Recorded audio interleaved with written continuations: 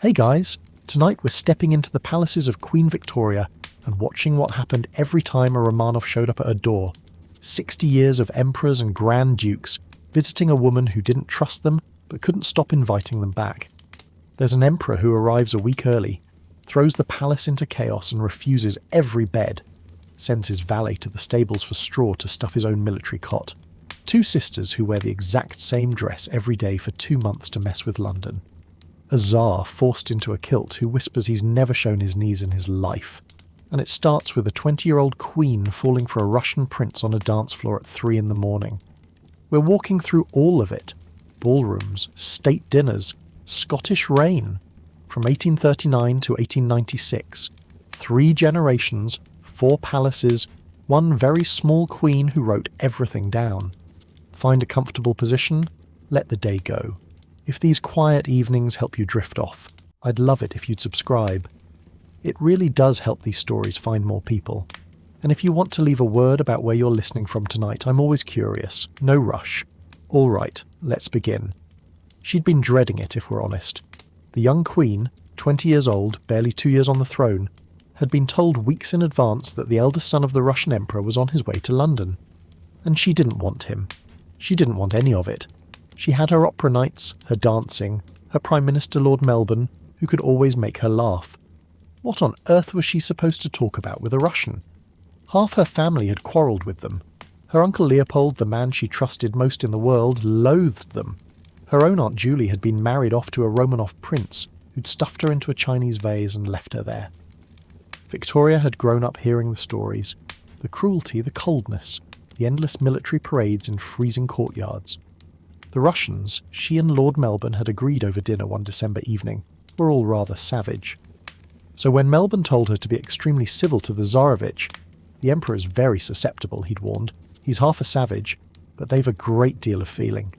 Victoria sighed and wrote to her uncle Leopold that she would put herself out of her way in order to be very civil to such a great personage. The emphasis was hers. You can hear the eye roll in it. She was not looking forward to the opera being disrupted, and she said so.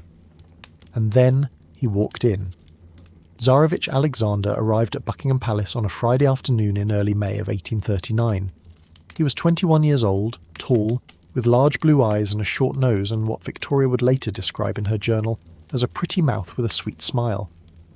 He'd come with his cousin Prince Henry of the Netherlands, a young man the Queen found ugly, stupid-looking and timid, and Count Orloff, one of the Emperor's most trusted advisors. For the sake of propriety, they were staying at Mivart's Hotel on Brook Street, which we'd know today as Claridge's. The rooms would have smelled of beeswax and coal smoke. The carriages outside would have been polished that morning.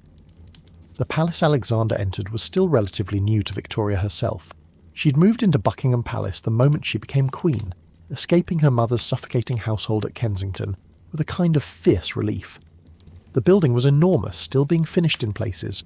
John Nash's grand facade looking out over the Mall, the state rooms running one into another in a long glittering chain of chandeliers and gilt. Victoria loved it. It was hers. She and the tsarevich sat down together that first afternoon and talked in French. He was courteous and easy. She was surprised.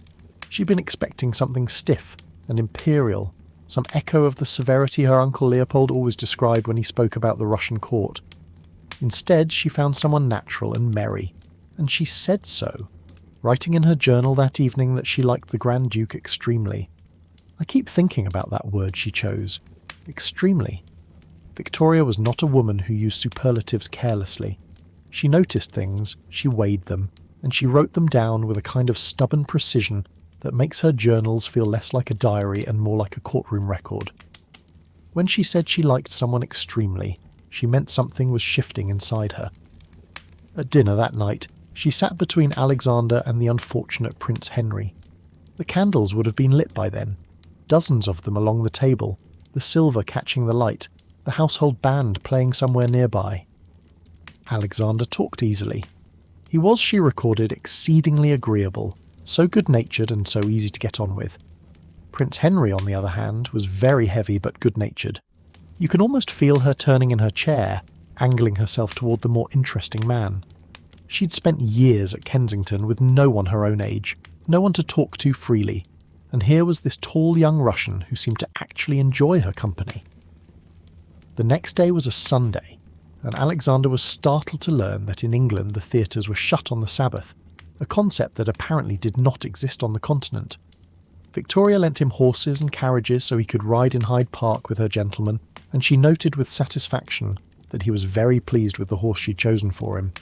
It's a small detail, but it matters. She wanted him to be pleased. She'd taken care with the selection. Over the next few days they settled into a kind of rhythm.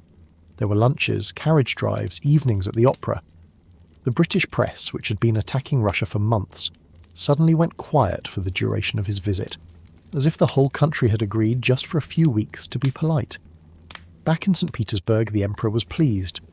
From the Queen and the upper classes right down to the lower orders, Nicholas wrote to his brother-in-law, everyone is receiving him with incredibly kind attentions. But the Tsar also worried. He knew his son had already chosen a bride, a 14-year-old princess from Hesse, and he could only hope, he wrote, that the pretty English girls would not upset the plan. It wasn't the pretty English girls who were the problem, though. It was the Queen. By the night of the ball on the 10th of May, something had begun to happen that neither court had anticipated. Victoria danced the first dance with Alexander. She danced the last dance with him. She made him sit near her, and she used that phrase deliberately, made him sit near her, as if she'd arranged the furniture of the evening around a single chair. The next morning, writing to Lord Melbourne, she said she thought they were great friends already. But the sentence that sat underneath that one, the one she didn't quite write, was already forming. And here's what stays with me. His tutor, a careful man named Colonel Tsarevich, was watching all of this with mounting alarm. He kept notes. He could see what was happening. The way the Tsarevich's face changed when he talked about the Queen. The way Victoria arranged for him to sit near her at every opportunity. The way their conversations went on a little too long in a little too low a voice. One evening Alexander confessed to Tsarevich that he loved the Queen and that he was convinced the feeling was mutual. The colonel begged him to consider the impossibility of it. A marriage between them would mean one of them giving up a throne. Alexander agreed, but he was suffering. He was sad and pale. A dispatch was sent immediately to St. Petersburg. Tsarevich then did something desperate. He went to see Baroness Letzen, Victoria's former governess and her closest confidant, the woman who knew the Queen's heart better than anyone alive, and Letzen confirmed it. Victoria had confessed her feelings for Alexander. He was, Letzen said, the first man she had ever fallen in love with. She was happy in his presence, fascinated by his looks and his charm, and the Baroness added quietly that she was afraid the Queen would accept a proposal if one were made. Think about what that means for a moment.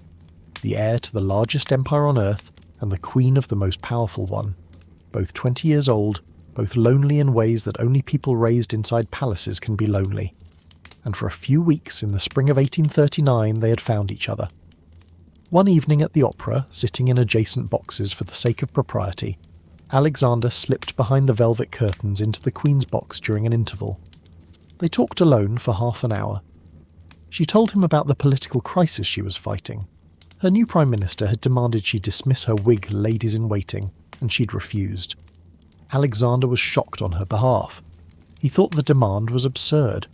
For 30 minutes, they were just two young people who liked each other, talking about the unfairness of things, hidden behind heavy red fabric while the orchestra tuned below them, and the audience murmured and nobody knew where the Tsarevich had gone. The visit had been going on for nearly a month by then, and the court had moved to Windsor. From her window, Victoria saw Alexander's carriage arrive in the courtyard below. He looked up and bowed, and something about that image, the young man looking up through the pale English light, the young Queen looking down through old glass, stays with me. It was already becoming a memory even as it happened. That night at dinner in St. George's Hall, she sat between Alexander and Prince Henry again. The hall was immense, the longest room in the castle, stone walls hung with the arms and banners of the Knights of the Garter, the table stretching away into candlelight. Afterwards there was dancing, and this is where the evening turns into something I can't quite let go of. Alexander asked Victoria to dance the Polish mazurka, a fast, spinning dance full of quick steps and sharp turns. She'd never done it before. She said yes. The Grand Duke, she wrote, is so very strong that in running round you must follow quickly, and after that you're whisked round like in a waltz, which is very pleasant. Their rank did not permit either of them to actually waltz. That would have been too intimate, too close. So the mazurka was the nearest Victoria would ever get to whirling around the floor in the arms of this tall young man from St. Petersburg, her feet barely touching the ground, his hand firm at her waist, the room turning. Then they danced the Grossvater, a German country dance Victoria had never even seen before. It began with a solemn procession around the room, slow and stately, everyone in a line. And then it broke open. There was a wild figure in which couples held a pocket handkerchief between them by both ends, while the ladies ducked under and the gentlemen leaped over. Prince Henry, she recorded with delight, never cleared a single jump properly and kept pulling the handkerchief down, which made Alexander split his sides with laughter. There was another figure where everyone held their handkerchiefs up in a kind of tunnel, and you had to crouch and dance underneath it. The Grand Duke caught his head in my wreath, Victoria wrote, and you can hear her laughing as she put the pen down. She didn't get to bed until 2:45.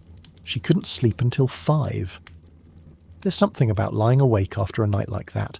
The body still humming, the feet still feeling the floor, the room dark and quiet, but your mind running the whole thing back again, every turn, every stumble, every time his hand found yours. Victoria was 20 years old, and she had spent most of her life in a kind of beautiful cage.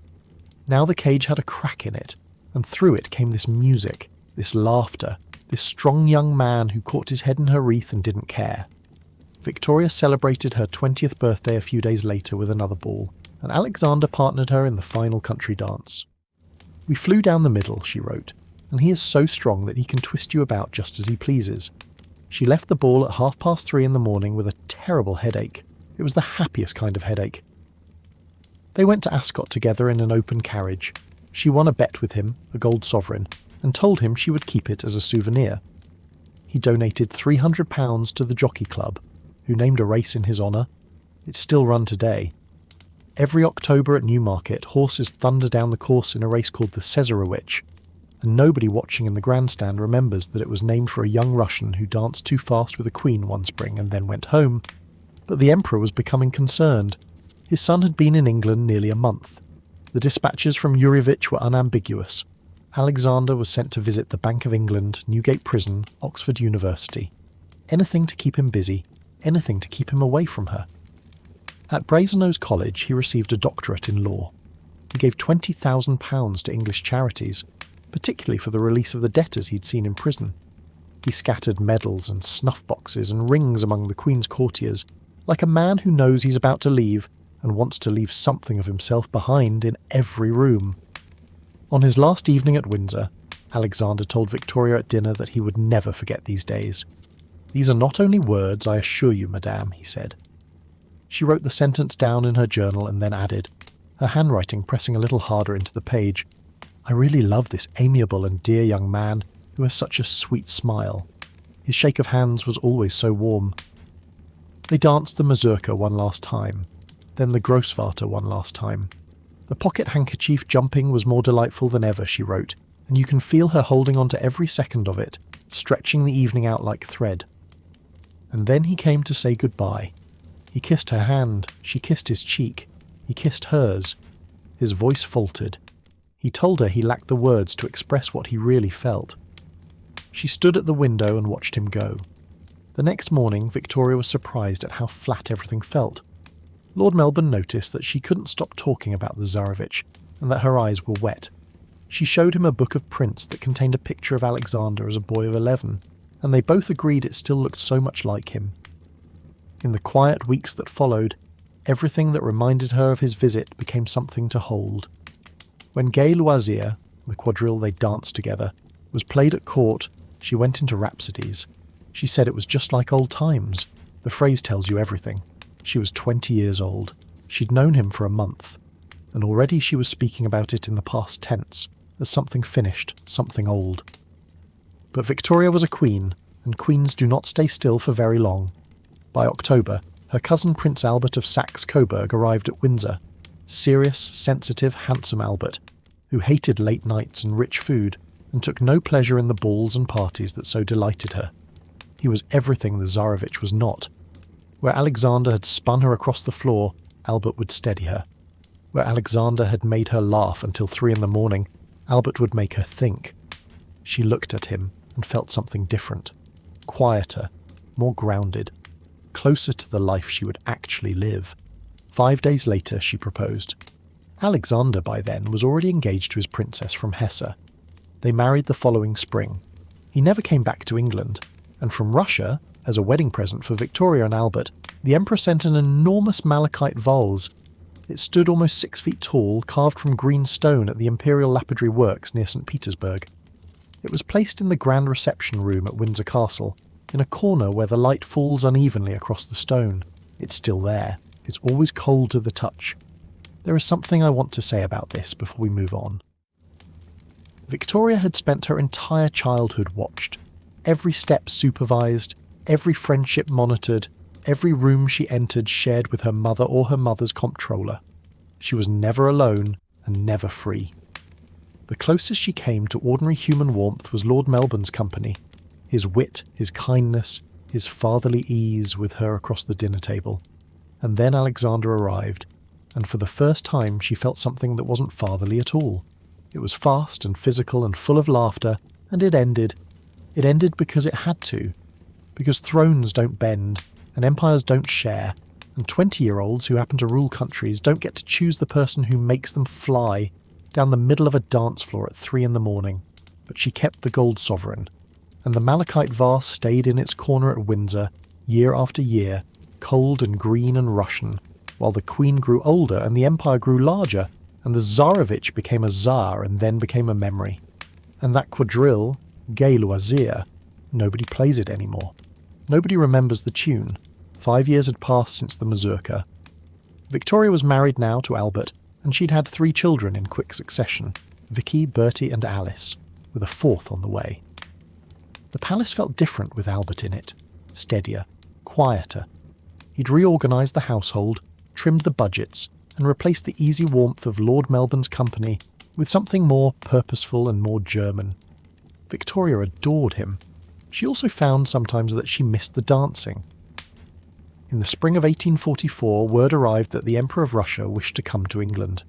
Victoria did not want him to come. She said so plainly. Not only was Nicholas still quarrelling with her uncle Leopold over Polish exiles in Belgium, but the Tsar wanted to restore the monarchies that had been swept away by revolutions across Europe, including the Dutch throne that Leopold's own rise had helped topple. A visit from the Emperor would put her in an impossible position with her uncle, and she dreaded the diplomatic complications. "We are still threatened with a visit from the Emperor of Russia," she wrote in her journal on the 7th of May, "which alarms me somewhat." But Albert persuaded her. A personal meeting between sovereigns, he argued, could help mend the fractured relations between the great powers. Reluctantly, grudgingly, Victoria agreed, and then the man arrived a week early. On the 1st of June, with almost no warning, Buckingham Palace received word that the Emperor Nicholas had landed at Woolwich that evening.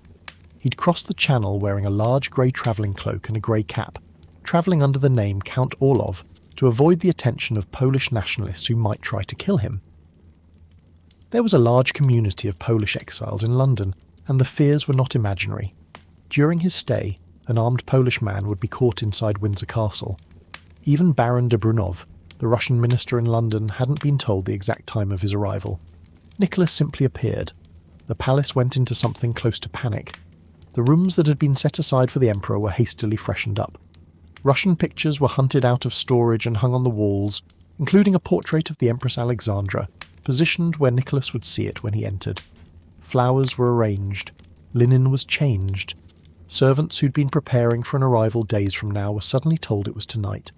All of this happened while the King of Saxony, who'd arrived the day before on a previously scheduled visit, was already in the building and wondering what all the commotion was about.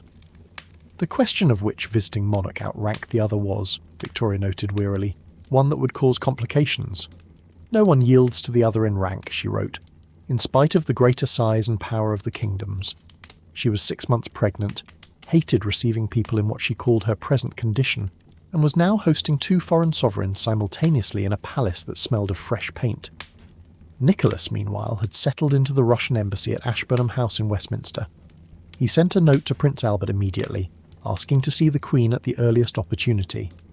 But he also said, with the kind of consideration that would surprise Victoria more than once during his visit, that he wouldn't stay at the palace before the court moved to Windsor on the 3rd, so as not to inconvenience the heavily pregnant Queen. The country the Tsar had arrived in was nothing like his own. England was smaller than many provinces of his empire, yet its friendship was to be desired and its enmity to fear. He ruled 1/6 of the Earth's land surface. She ruled a constitutional monarchy where the Prime Minister answered to Parliament and the Queen answered to everyone. He was an autocrat who believed his power came directly from God. She was a young woman who had to negotiate with her cabinet over the colour of the curtains. They were about to have dinner together. The security arrangements alone told you how strange this visit was. Detectives from Scotland Yard had been deployed across Westminster and along every route the Tsar might take. Plain-clothed officers lingered in hotel lobbies and on street corners. The Polish exile community in London numbered in the thousands, men who had fled after the brutal suppression of the 1830 uprising, who had watched their country absorbed into the Russian Empire, who had every reason to want this man gone from the earth. Nicholas knew it. That's why he'd travelled under a false name, why he'd arrived without warning, why even his own minister hadn't been told when to expect him. There was a coldness underneath the courtesy of this visit, a layer of calculation that never quite disappeared. Victoria felt it. She didn't say so directly, but you can read it in the care with which she recorded every arrangement, every precaution, every small deviation from the expected script. And then there was the matter of the King of Saxony, who had been in the building since the previous day and was now being thoroughly upstaged. Poor Frederick Augustus had arrived for a perfectly pleasant state visit, and suddenly found himself sharing Buckingham Palace with an emperor, the question of precedence. Who went into dinner first, who sat where, whose carriage led the procession, occupied the household staff for hours. Victoria handled it with the practised patience of a woman who had been managing the egos of European royalty since she was 18, but even she admitted it was disagreeable. The king, to his credit, bore it well. He was a quiet, scholarly man who cared more about botany than protocol. Nicholas, who cared about protocol a great deal, was gracious enough to treat him as an equal in public. In private, of course, the Tsar regarded the King of Saxony roughly the way a cathedral regards a chapel. Victoria's pregnancy added another layer of discomfort to the whole affair. She was carrying her 4th child, Prince Alfred, who would be born in August, and she was at the stage where standing for long periods was painful, and receiving visitors was exhausting. She hated, she always said, being seen in this condition. It made her feel diminished, exposed, not quite herself. And yet here she was, in the grand hall of her own palace, embracing a man 6 inches taller than her husband, trying to read the expression in his wild, unsettling eyes, while her back ached and her feet swelled, and somewhere inside her a future prince kicked. On the 2nd of June, Prince Albert conducted the Emperor to Buckingham Palace. Victoria met him at the door of the Grand Hall. He was dressed, she recorded, en grande tenue. The full scarlet uniform of the Chevalier Guard, high polished boots to the knee, the star of the Order of the Garter gleaming on his breast. He bent and kissed the Queen's hand. She embraced him. It was the first time a reigning Tsar had set foot in this building. Her first impression was striking. He was handsome, very tall with a very good figure. But there was something else. Something she couldn't quite name at first, and then she could. There is a strange expression in the Emperor's eyes, she wrote that night, one might almost say wild, which is not prepossessing. His manners were excellent, dignified and simple, but he gave her the impression of not being a happy man, and of not being quite at his ease. He seldom smiled, and when he did it was hardly an amiable expression. I find myself thinking about what it takes to notice that, to sit across a table from the most powerful man in Europe and see, behind the uniform and the decorations and the practised courtesy, that he's unhappy. Victoria had that gift, that ruthless, almost clinical ability to look at a person and record exactly what she saw, without softening it or turning away. She was kind about it in her way. She didn't mock him, but she wrote it down, and the words have that quality of someone sketching a portrait with the shading a little too accurate for comfort. Albert thought the same. The Emperor, he told Victoria privately, was a man inclined to give way too much to impulse and feeling, which made him act wrongly often. The wild expression in his eyes was said to be inherited from his father, the unbalanced Emperor Paul. the same instability that had affected Alexander I in his final years. It made Nicholas impatient.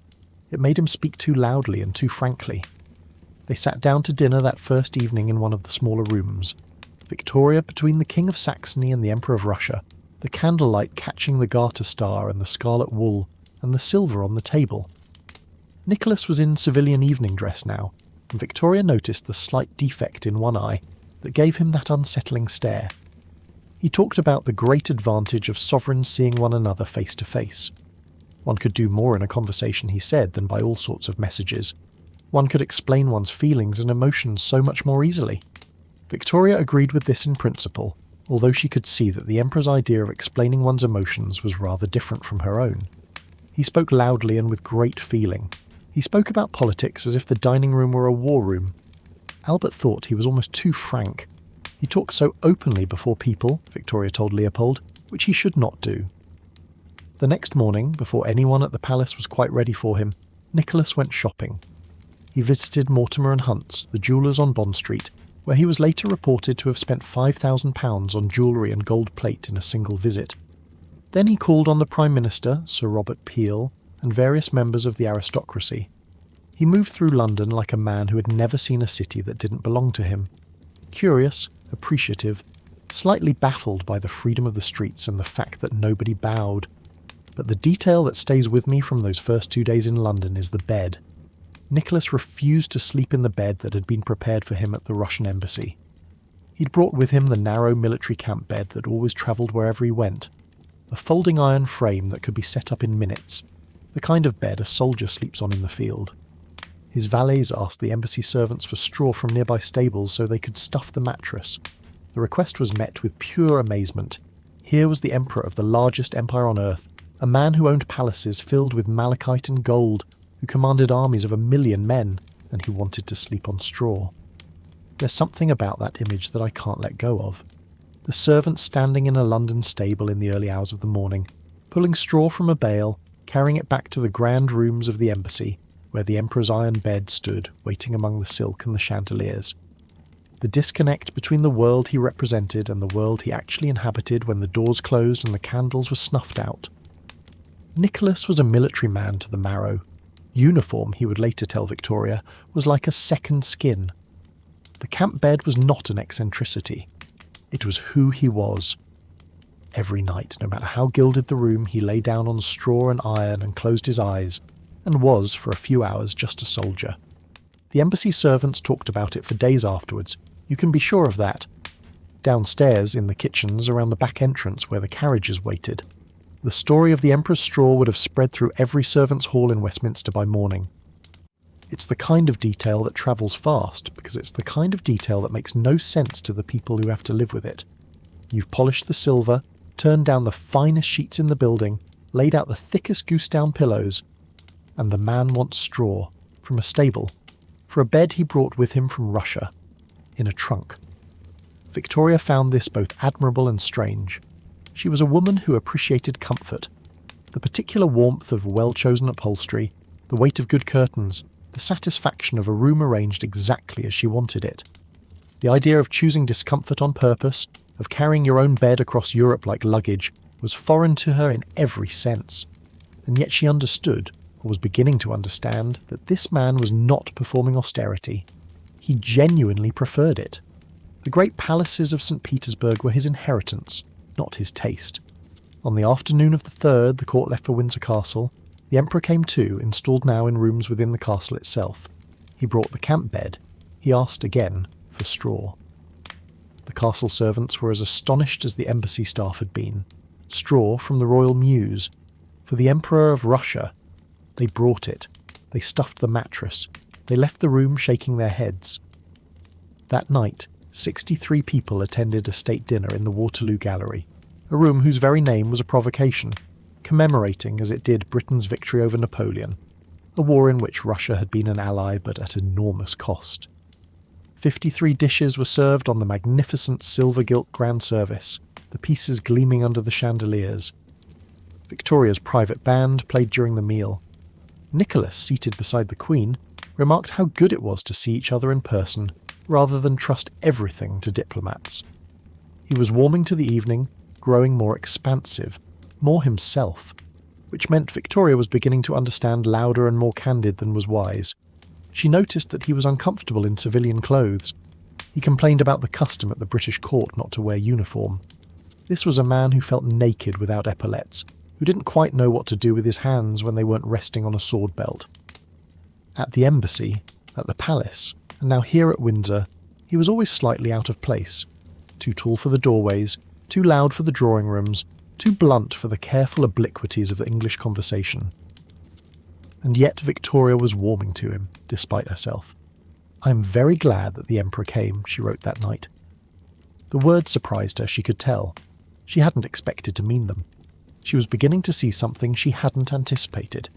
That behind the wild eyes and the camp bed and the habit of speaking too frankly near open windows, there was a man who was lonely in a way she recognised. He was surrounded by people who feared him. His own children viewed him with respect rather than love. He adhered to the rigid protocol of the Russian court like a puppet, she thought, lacking the imagination to change any of it. He was, she decided, uncivilised, and yet his courtesy was real, even if it was alarming. He'd brought gifts. He'd inquired after her health. He'd praised Albert, admired her children, and spoken warmly about the pleasures of family life. There was a gentleness buried somewhere inside the uniform, and Victoria could see it, even if she couldn't quite reach it. The Emperor lay down that night on his iron bed, on his straw mattress, in a room at Windsor Castle hung with paintings he didn't care about, and furnished with comforts he didn't want. Outside, the June darkness settled over the long walk and the great park, and somewhere in the castle a clock struck midnight. He was far from St. Petersburg, far from the frozen quays of the Neva, far from the 1,000 rooms of the Winter Palace, where his own bed, another camp bed, another straw mattress, waited for him in exactly the same way. The room was quiet. The straw rustled faintly when he turned, and for a few hours the Emperor of all the Russias and the Queen of England slept under the same roof, separated by corridors and centuries of suspicion, but both of them for the moment still. The days at Windsor settled into a rhythm that suited neither of them perfectly, but pleased them both more than they'd expected. Nicholas rose early, military habit impossible to break, and was ready for every occasion with punctuality that sometimes embarrassed the household. He was occasionally early, which the Queen found mortifying. The English court moved at its own pace, measured in tea and carriage drives and the slow procession of servants through corridors. The Russian Emperor moved at the pace of a barracks reveille. But he was trying, and Victoria could see that he was trying, and this counted for something. The mornings at Windsor were given over to the outdoors. Albert took the Emperor riding through the great park, the two men cantering along the avenues of elm and oak that stretched south from the castle toward Virginia Water. Victoria sometimes followed in a pony phaeton with her half-sister Theodora, who was visiting from Germany. The June weather was warm, occasionally hot, and the park was at its best. The grass thick, the chestnuts in full leaf, the deer lifting their heads as the horses passed. Nicholas seemed to come alive outside. Indoors he was stiff, watchful, always slightly too large for the furniture. Out here, on a good horse in the open air, he relaxed. He talked more freely. He talked about Moscow, about his army life, about the difference between the Russian Orthodox Church and the Roman Catholic Church. The Orthodox fasts, he explained, were far more rigorous. On Wednesdays and Fridays in Lent they weren't even allowed fish. No butter, no cream. Toward the end of Lent they were hardly allowed to drink at all. On great feast days the morning service lasted 4 hours and the evening service another 2. The music, though, all men's voices unaccompanied, was very fine. Victoria wrote all of this down. She was collecting him, detail by detail, the way she collected everything, pressing the facts into her journal like flowers between pages. One morning at breakfast he began talking about Napoleon's retreat from Moscow in 1812, praising the bravery of the French general. Victoria and Albert had recently been reading a historical novel about it, and she was gripped. She'd also received a first-hand account from the French side. For a few minutes, over toast and eggs in an English castle, a Russian emperor and a British queen sat together discussing the same catastrophe from opposite ends of the same war, and found that they were both fascinated by the same courage. On the 5th of June came the military review in Windsor Great Park. the kind of event Nicholas had been born for. He appeared in the dark green uniform of the Russian army, faced with red, wearing a helmet that Victoria did not think suited him at all. She had far more praise for Albert, who looked superb on his Arab grey horse with its splendid new accoutrements. The little Princess Royal and the Prince of Wales were brought out to watch with their governess, Lady Littleton. Vicky and Bertie did not mind the firing of the guns at all, which pleased their mother. Nicholas rode through the ranks on a horse called Millbank, and during the review he leaned toward Victoria and told her that she could rely on his troops as if they were her own. It was the kind of sweeping statement he made easily, grand, generous, and impossible to hold him to. Victoria thanked him and moved on. What Nicholas thought of Windsor privately was rather different from what he said in public. In a letter to his eldest son, that same Alexander who had danced with Victoria 5 years earlier, he described the castle as a superb and rich prison. The word tells you something. Nicholas lived in palaces that dwarfed Windsor several times over, but they were his palaces, built to his specifications, run by his rules. Here he was a guest, and the protocols were not his own, and the walls, however beautiful, belonged to someone else. He admired Victoria's family life with a kind of wistful sincerity that everyone noticed. He watched her children being brought in after dinner, little Vicky and Bertie and Alice, and praised them, and was gentle with them in a way that surprised the household. His own children, Victoria had been told, viewed him with fear more than affection. Here, watching a 2-year-old prince toddle across a drawing-room carpet, something in him softened. He endeared himself to Victoria by these small gestures, admiring the children, praising Albert's good judgment, remarking on the pleasures of a quiet domestic evening. It was as if he were looking through a window at a life he understood the value of but couldn't quite replicate in his own frozen formal court. That evening at dinner, Nicholas wore his more becoming uniform of a Cossack general. The Queen preferred it.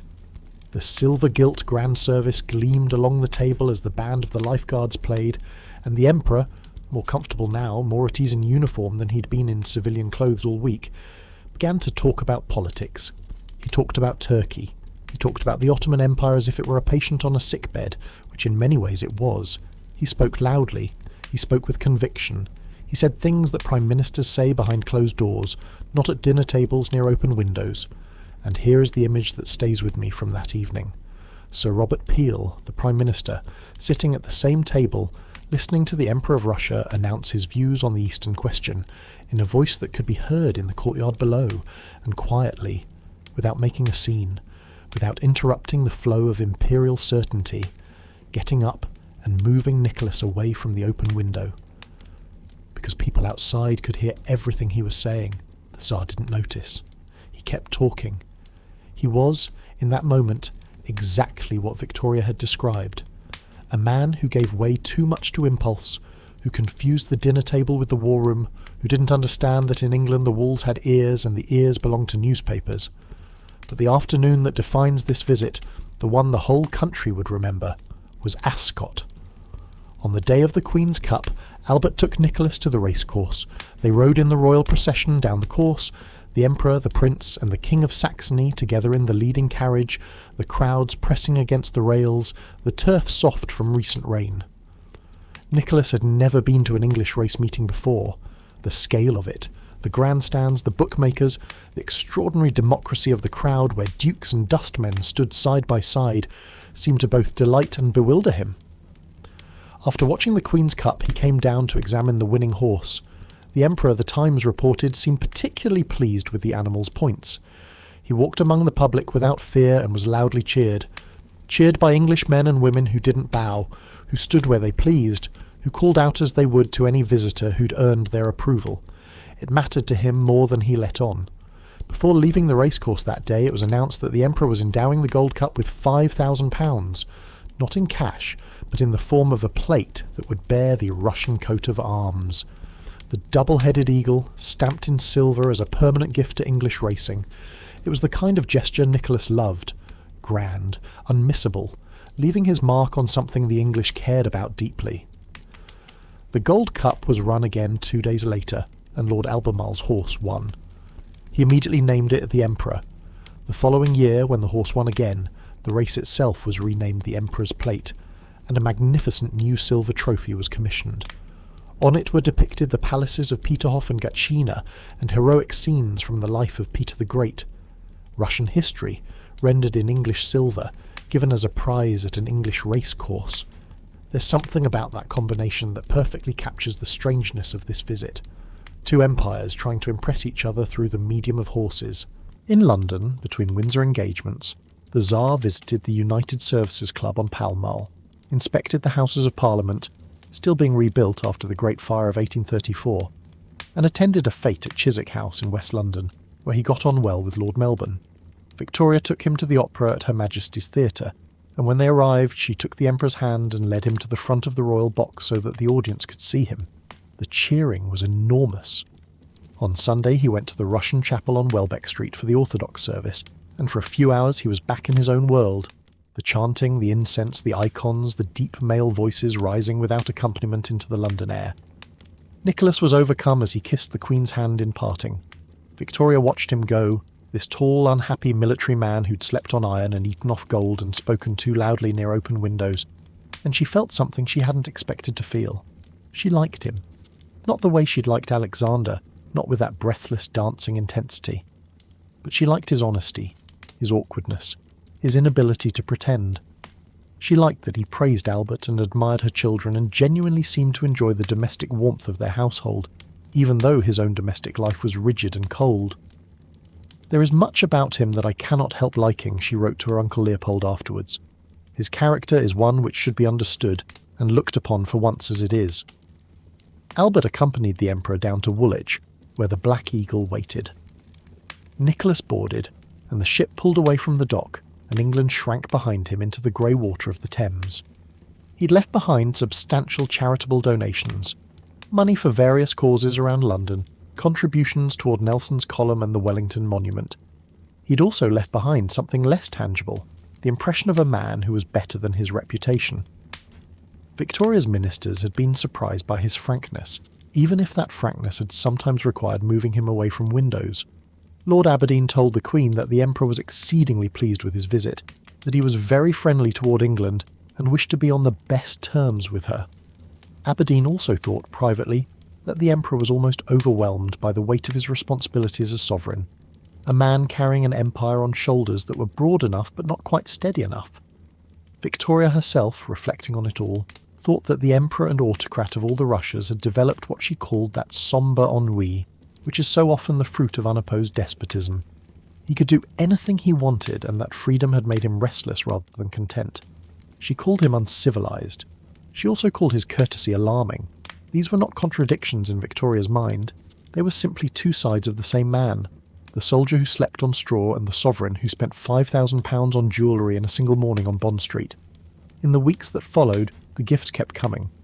From Russia, Nicholas sent a hard stone and gilt bronze table whose top was decorated with a bouquet of flowers carved from different coloured stones: jasper, agate, lapis lazuli, each petal a tiny geological miracle.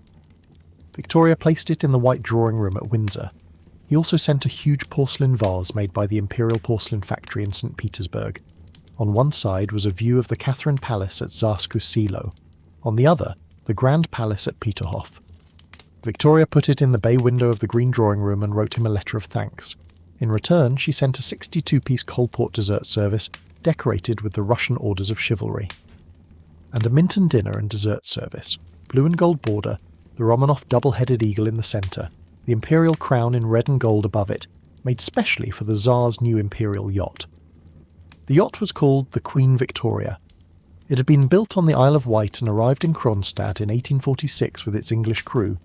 The Tsar incorporated it into his Baltic fleet, and the imperial family used it for sailing trips in the Gulf of Finland.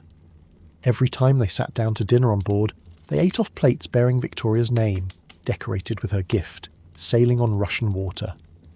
I think about those plates sometimes. The Minton service, white and blue and gold, stacked in the pantry of a yacht named after a queen who'd never set foot in Russia. The sailors would have handled them carefully. Good china, imperial property, not the sort of thing you drop. Underneath each piece, written in Cyrillic on a painted banner, were two words: the Queen Victoria. And somewhere in the white drawing room at Windsor, The stone flowers on the emperor's table caught the light from the tall windows, jasper and agate and lapis, cold to the touch, arranged in a permanent bloom that would never wilt and never change and never need water. These were the things they left behind for each other. These were the things that lasted. The following year, Nicholas sent Albert 2 droshkis, Russian carriages, each drawn by a single horse. The Russian coachmen arrived in their own livery, sitting on a low seat close to the horses, holding the reins divided between their hands, carrying no whip. The harness had no blinkers. One carriage was for 2 people, the other for 1. There was a very handsome black horse, Victoria noted, and 3 greys. The pace they go is tremendous, she wrote, and you can feel her standing at the window watching them tear across the gravel, these fast foreign carriages pulling pieces of Russia through the English countryside. The British people were very flattered by the whole affair. The Tsar's visit was seen as a great compliment to the country. A room at Buckingham Palace was named the 1844 room in the Emperor's honour. It's still called that. In 2017, Victoria's great-great-granddaughter, Queen Elizabeth, recorded her Christmas broadcast in it, sitting in a chair beneath paintings that were hung in a hurry on a June night, when a Russian emperor arrived a week early and nobody was ready. The straw mattress, of course, is long gone. His camp bed could still be seen in the Winter Palace in 1922, standing in a corner of a room that by then belonged to a museum. Iron frame, canvas stretched across it, the kind of bed a young officer sleeps on the night before a march. It had crossed Europe and back. It had stood in an embassy in Westminster and a castle in Berkshire, and 1,000 rooms in between. And wherever it had been, the servants had shaken their heads and brought the straw. The Romanovs were becoming familiar faces at Windsor. Before the emperor himself had arrived in 1844, his brother Grand Duke Michael Pavlovich had come in the autumn of 1843. A tall, loud, very military man, unhappily married to a wife whose intellectual pursuits bored him. He'd travelled Europe to get away from her. Victoria found him very agreeable and amiable, and Albert thought him very reasonable and moderate in his views. Michael spent his days riding and shooting with Albert, visited Sandhurst and Eton, and brought with him a brown and white dog called Dragon, enormous, like a Newfoundland, which Victoria praised to everyone who would listen. He also brought a Russian-style shirt for the 2-year-old Prince of Wales, and Bertie wore it to lunch, looking thoroughly pleased with himself. It was the first of many Russian blouses the boy would be dressed in whenever a Romanov visitor appeared. The shirt became a kind of costume, a little diplomatic uniform for a child too young to understand what it meant. Michael's visit had been quiet and successful, a warm-up act, a proof of concept. If the emperor's brother could sit at the Queen's dinner table and talk pleasantly about orthodox fasting and the retreat from Moscow, then perhaps the emperor himself might manage it too, and he had. And now, 3 years after the emperor's straw mattress, another Romanov appeared at the gates. This time it was a boy, or nearly a boy. Grand Duke Konstantin Nikolaevich was 19 years old, the Tsar's second son, an officer in the navy, and in the middle of his first sea voyage abroad. He'd sailed from St. Petersburg to Constantinople, then on to France and Spain, and now his frigate had brought him to England. He was already engaged to a princess from Saxe-Altenburg. The wedding was next year. He had his whole life laid out before him like a chart, and he was, by all accounts, enjoying the voyage enormously. Victoria received him at Buckingham Palace on the 25th of May, 1847. Her first impression was characteristic. She noticed everything, weighed it all, and wrote it down before supper. He was not as tall as his father, she recorded. He was very unaffected and lively and had nothing very Russian about him. Some people, she'd heard, thought him quite ugly. Victoria didn't say whether she agreed with that. She moved on to the next observation, which was that he attended her birthday parade with Prince Albert and seemed to enjoy himself thoroughly. I find something appealing about Constantine, and I think Victoria did too. He wasn't carrying the weight of an empire. He wasn't performing a diplomatic mission. He was 19 years old, he was on shore leave, and he wanted to dance. There's a lightness to this visit that the previous ones didn't have. No scrambling to hang Russian portraits on the walls, no arguments about precedence with the King of Saxony, no detectives from Scotland Yard stationed on every corner. Constantine was a Grand Duke, not an emperor. He could walk through London without an armed guard. He could eat breakfast without starting a diplomatic incident. He could, for a few weeks, simply be young. The court moved to Windsor at the end of May, and Constantine followed. On the 1st of June, Victoria took him to Ascot, riding in the carriage procession with the hereditary Grand Duchess Sophie of Saxe-Weimar, who happened to be the daughter of the King of the Netherlands and of Grand Duchess Anna Pavlovna of Russia. The connections between these families were so dense that you could barely throw a stone at a European racecourse without hitting someone who was cousin to someone who was married to someone whose aunt had once been engaged to a Romanov. They watched 5 races, including the Queen's Cup, although Victoria noted that the crowds were thinner than usual. Not everyone had turned up to cheer. After dinner that night they danced. The Waterloo Gallery was cleared and lit, and Victoria thought it made a splendid ballroom. This long, narrow hall hung with portraits of the Allied commanders who'd defeated Napoleon, the chandeliers throwing warm light across the polished floor. She partnered Constantine in the final dance of the evening, a country dance. All was very merry and gay, she wrote, and the dancing went on until 1 in the morning. There is a particular quality to dancing in a room named after a war. The banners don't care, the portraits don't flinch, the music plays, and the candles burn down, and 2 people who represent 2 empires that will soon be at each other's throats are spinning across the floor in perfect time, and none of it matters yet. The next day was Constantine's name day, his saint's day, which in Russia matters more than a birthday.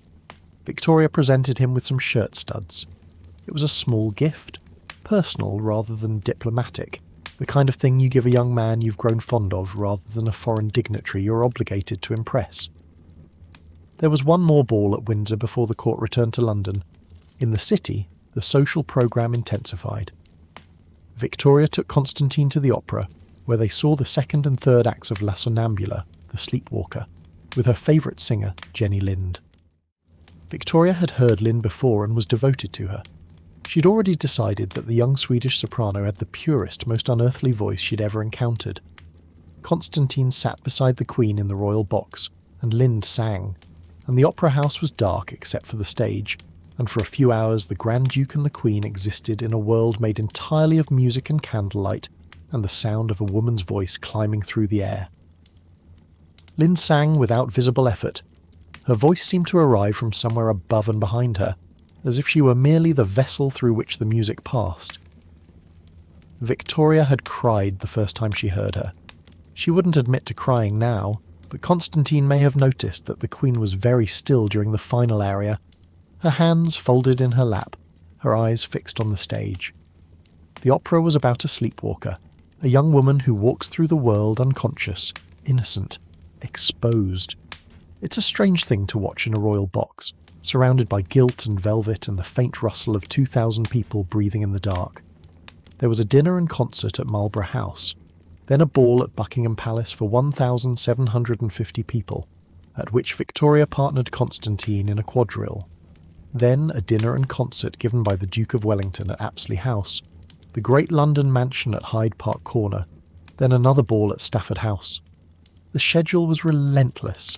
Evening after evening of champagne and chandeliers and dancing until your feet ached and the candles had burned down to stubs. Victoria loved it. She was 38, she had 6 children and was possibly pregnant with a 7th, and she was still the woman who had danced until 2:45 in the morning with a Russian tsarevich 8 years earlier. Constantine, for his part, kept up beautifully. He dances extremely well, Victoria noted, and is a very pleasant height for one so short as myself to dance with. The phrase delights me. She was 4 feet 11. She had spent her whole life looking up at people, and here was a Grand Duke who was for once exactly the right size. On the 17th of June, Albert and Constantine, the Grand Duke wearing the uniform of the Imperial Guard, rode out to a military review. The Queen followed with Vicky and Bertie and the Grand Duchess Sophie. The Duke of Wellington was there with a huge staff, and Victoria thought it an extremely fine sight. Some manoeuvring followed, and a great deal of firing which Bertie hugely enjoyed, Vicky less so. The 2 children stood watching the guns go off, the boy delighted, the girl flinching, and their mother recording it all from behind them in her precise, unstoppable hand. One evening Constantine spoke about Russian history. The Queen noted that he seemed to know it extremely well. He talked about Catherine the Great, admiring her accomplishments, her intelligence, her political shrewdness, but he also made it clear that he abhorred her immoral conduct. Victoria was pleased by this. She liked that in him, she wrote, that he had such a horror of immorality. The emperor, she added, took great pains in having his sons morally brought up. You can hear the approval in that sentence. Victoria was a woman who believed in moral seriousness the way other people believed in weather. It was simply there, underlying everything, and to lack it was to be incomplete.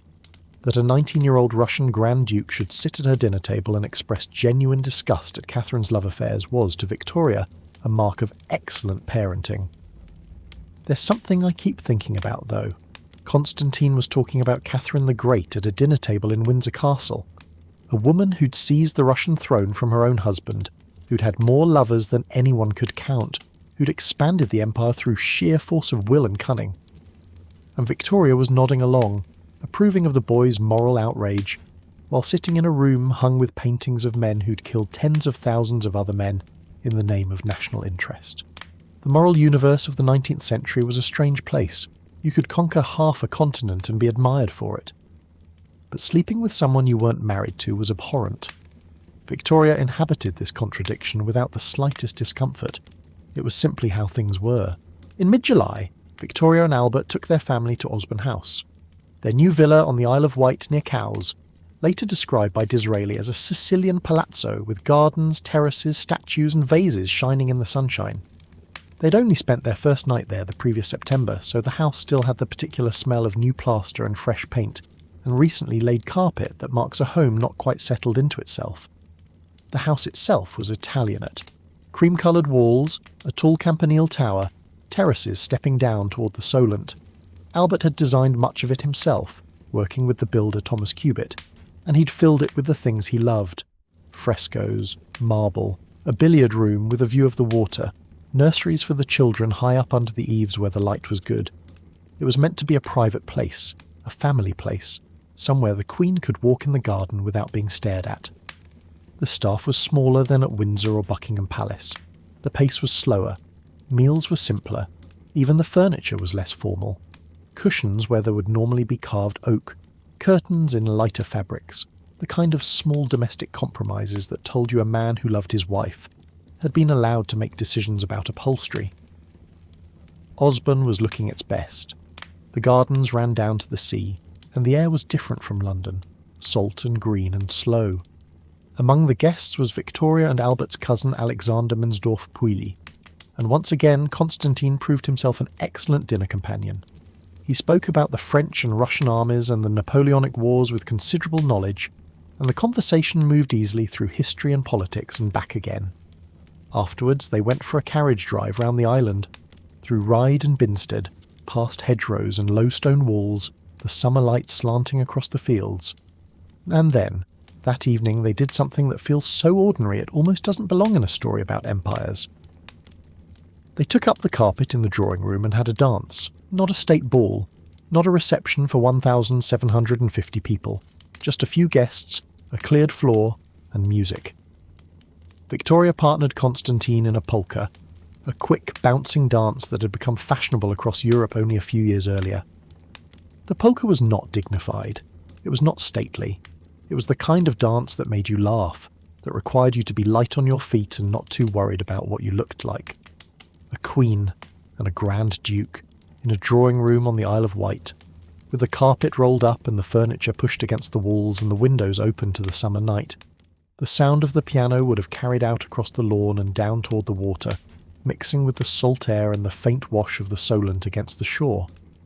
Anyone walking on the beach below would have heard it, a quick, bright melody coming from a lit window in a new house on the hill, and the sound of laughter, and the thump of feet on bare floorboards where a carpet used to be. They would not have known that the feet belonged to a queen and a Russian Grand Duke. It would have sounded like any house, any party, any summer evening on the Isle of Wight. Constantine left 2 days later, before Albert accompanied him down to the tender ferry, which would take him out to his ship. The Grand Duke presented Victoria with a beautifully bound album containing watercolours of the principal palaces in St. Petersburg, Tsarskoe Selo and Peterhof. She would have turned the pages slowly. The Winter Palace in snow, the Catherine Palace in summer, the fountains of Peterhof catching the northern light. These were the places she would never visit. These were the rooms where the Romanovs lived their enormous, formal, unapproachable lives, rendered in gentle colour on thick paper, small enough to hold in her lap. Victoria had rashly promised to go aboard Constantine's frigate when it passed Spithead. A few days later, despite wind and rain, she and Albert drove to the pier and boarded the ferry. But when they got close to the frigate, which looked very handsome, she noted, with the sailors in uniform and a fine military band playing on deck, the sea was so rough that it was considered inadvisable for Victoria to attempt the transfer. The getting in and out of the boat would have been so difficult and disagreeable, she wrote, and you can see her standing on the ferry's deck, the wind pulling at her bonnet, the Russian frigate rolling in the swell just yards away, and knowing she wasn't going to make it. Albert and the other gentlemen went aboard and stayed nearly half an hour. Victoria waited on the smaller boat, watching the waves, listening to the band carry across the water. The Emperor back in St. Petersburg was delighted at the reception his son had received. He expressed his hope that Victoria would visit Russia one day, which he said would be the thing of all others, which could afford him the greatest and most heartfelt pleasure. She never did. No reigning British monarch would visit Russia in the 19th century. The invitation hung in the air between the two courts like a gift that couldn't quite be accepted. Too large, too complicated, too heavy with implication. In November, Baron de Brunoff presented Victoria with a large portrait of Emperor Nicholas at Windsor. She thought it an excellent likeness. She hung it where she could see it. And for a few more years, the Emperor's painted eyes, those wild, unsettling, not quite happy eyes, looked out from a wall in an English castle, watching the Queen go about her days, while somewhere across the North Sea the real man lay down each night on his iron bed, on his straw mattress, in a palace the size of a small city, and waited for the world to do what he told it to. It wouldn't be long before the world refused. Within 7 years, Britain and Russia would be at war. The balls would stop, the gifts would stop, the Grand Dukes would stop coming to Windsor to dance in the Waterloo Gallery and eat dinner off silver gilt and talk about Catherine the Great's love affairs. The carpet that had been rolled up at Osborne would be laid back down, and nobody would dance the poker on those floorboards again for a very long time. 26 years had passed since the poker at Osborne. Victoria was 54 now, a widow for 12 of those years, dressed permanently in black, ruling an empire from the margins of her own grief. Albert was dead. The mazurka was dead. The dancing was over. The Queen, who had once stayed up until 3 in the morning and called her headache the happiest kind, now retired early, ate alone, and spent her evenings writing letters in a room full of photographs of a man who would never come back. But the Romanovs kept coming. On the 16th of June, 1873, the imperial yacht Standard arrived at Woolwich carrying Tsarevich Alexander, known to the family as Sasha, his wife Marie Feodorovna, and their 2 small sons.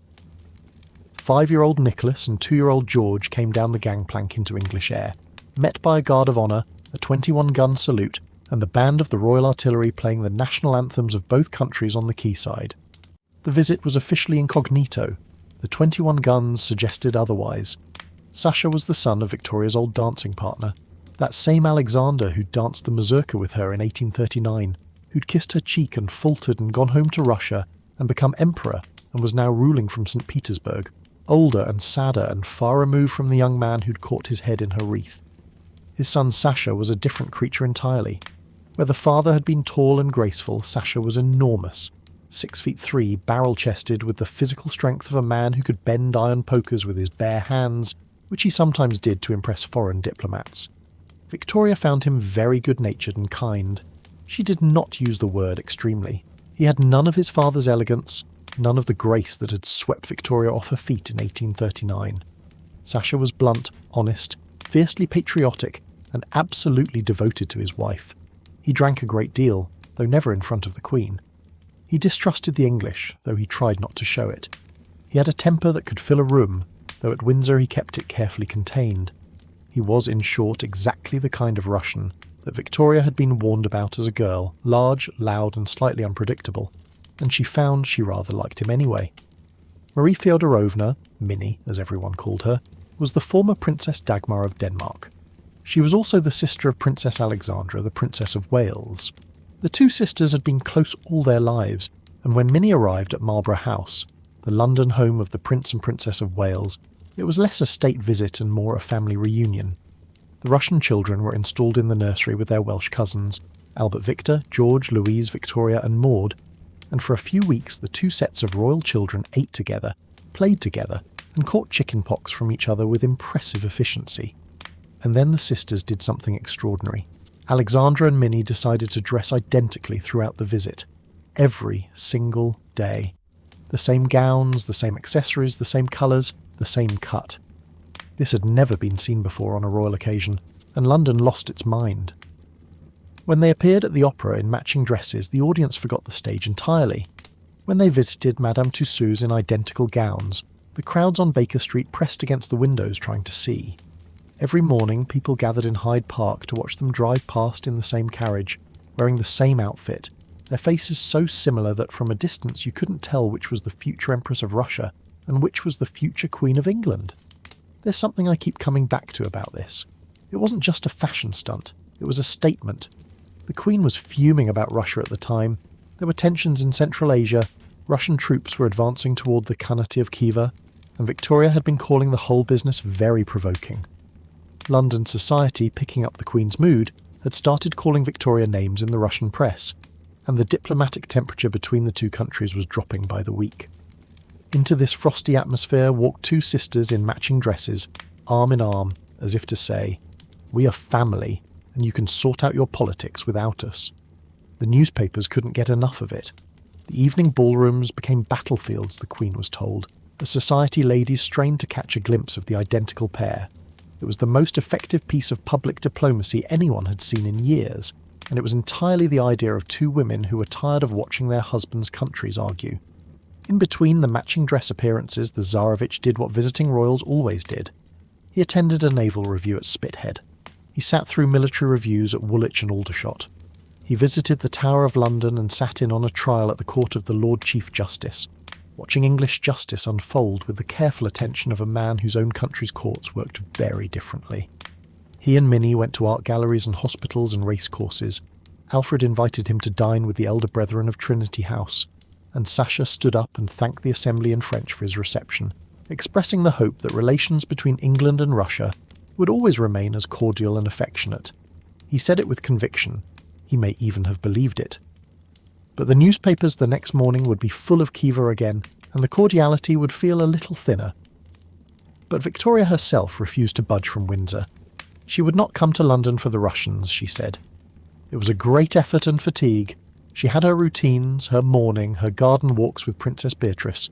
Let the young people sort out the entertainments. The Prince and Princess of Wales were left to manage everything. The Russians, the opera, the garden parties, and to make matters worse, the Shah of Persia, who had arrived at Buckingham Palace at the same time and who disliked Russia intensely. The Shah was a complication nobody needed. He was visiting England on a state visit, staying in the palace, and being given all the ceremonial attention that the tsarevich, who was technically incognito, could not receive. Sasha felt the slight keenly. At a great military review at Windsor on the 25th of June, the Shah rode past on a huge horse with trappings studded with sparkling precious stones, drawing every eye, while the Russian heir stood to one side and watched. The Russians could hardly disguise their annoyance that this Eastern potentate was getting all the attention. Victoria thought it rather unfortunate that both visits had overlapped, but she didn't offer to rearrange anything. The press made things worse. On the very day of the review, the Times chose to respond to a scathing attack in the St. Petersburg Mirror, which had accused England of feting the Shah in order to show her spite against Russia, rather than her friendship for Persia. The newspaper thundered back with characteristic English indignation. The tsarevich read the coverage and seethed. He was here as a guest with his wife and children, supposedly on a family holiday, and the newspapers were using his visit as ammunition in a diplomatic argument he hadn't started. The tsarevich was, she noted, feeling his role as the guardian of Russian honour deeply. He grew edgy and impatient at what he felt to be slights. It was the sisters who kept the peace. While their husbands' countries traded insults in the press, Alexandra and Minnie attended galleries, visited hospitals, went to racecourses, and appeared at every public event in their matching gowns, smiling, waving, being photographed. They were, in their quiet way, more effective ambassadors than any diplomat either government had sent. On the 21st of June, Victoria finally invited the Tsarevich and Tsarevna to lunch at Windsor. She thought Sasha very good-natured and kind. Minnie was pronounced very simple and unaffected, the highest compliment Victoria could pay a woman, because it meant she hadn't been ruined by grandeur. "Dear Minnie," the Queen wrote, "is so nice and simple, just as she used to be.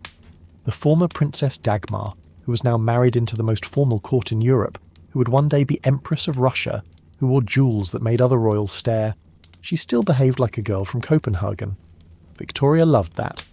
On the 1st of July, the Queen invited the Russians to dine and sleep at Windsor. Sasha and Minnie arrived with the Prince and Princess of Wales. Victoria and Princess Beatrice took the two sisters to Frogmore, where they had tea in the garden, that quiet, green, slightly melancholy garden where Albert's mausoleum stood among the trees. Afterwards came the inevitable pilgrimage. Victoria took them to the mausoleum itself to stand before the marble tomb where Albert lay. It was what she did with every visitor. It was her way of saying, "This is the centre of my life. This is where everything leads."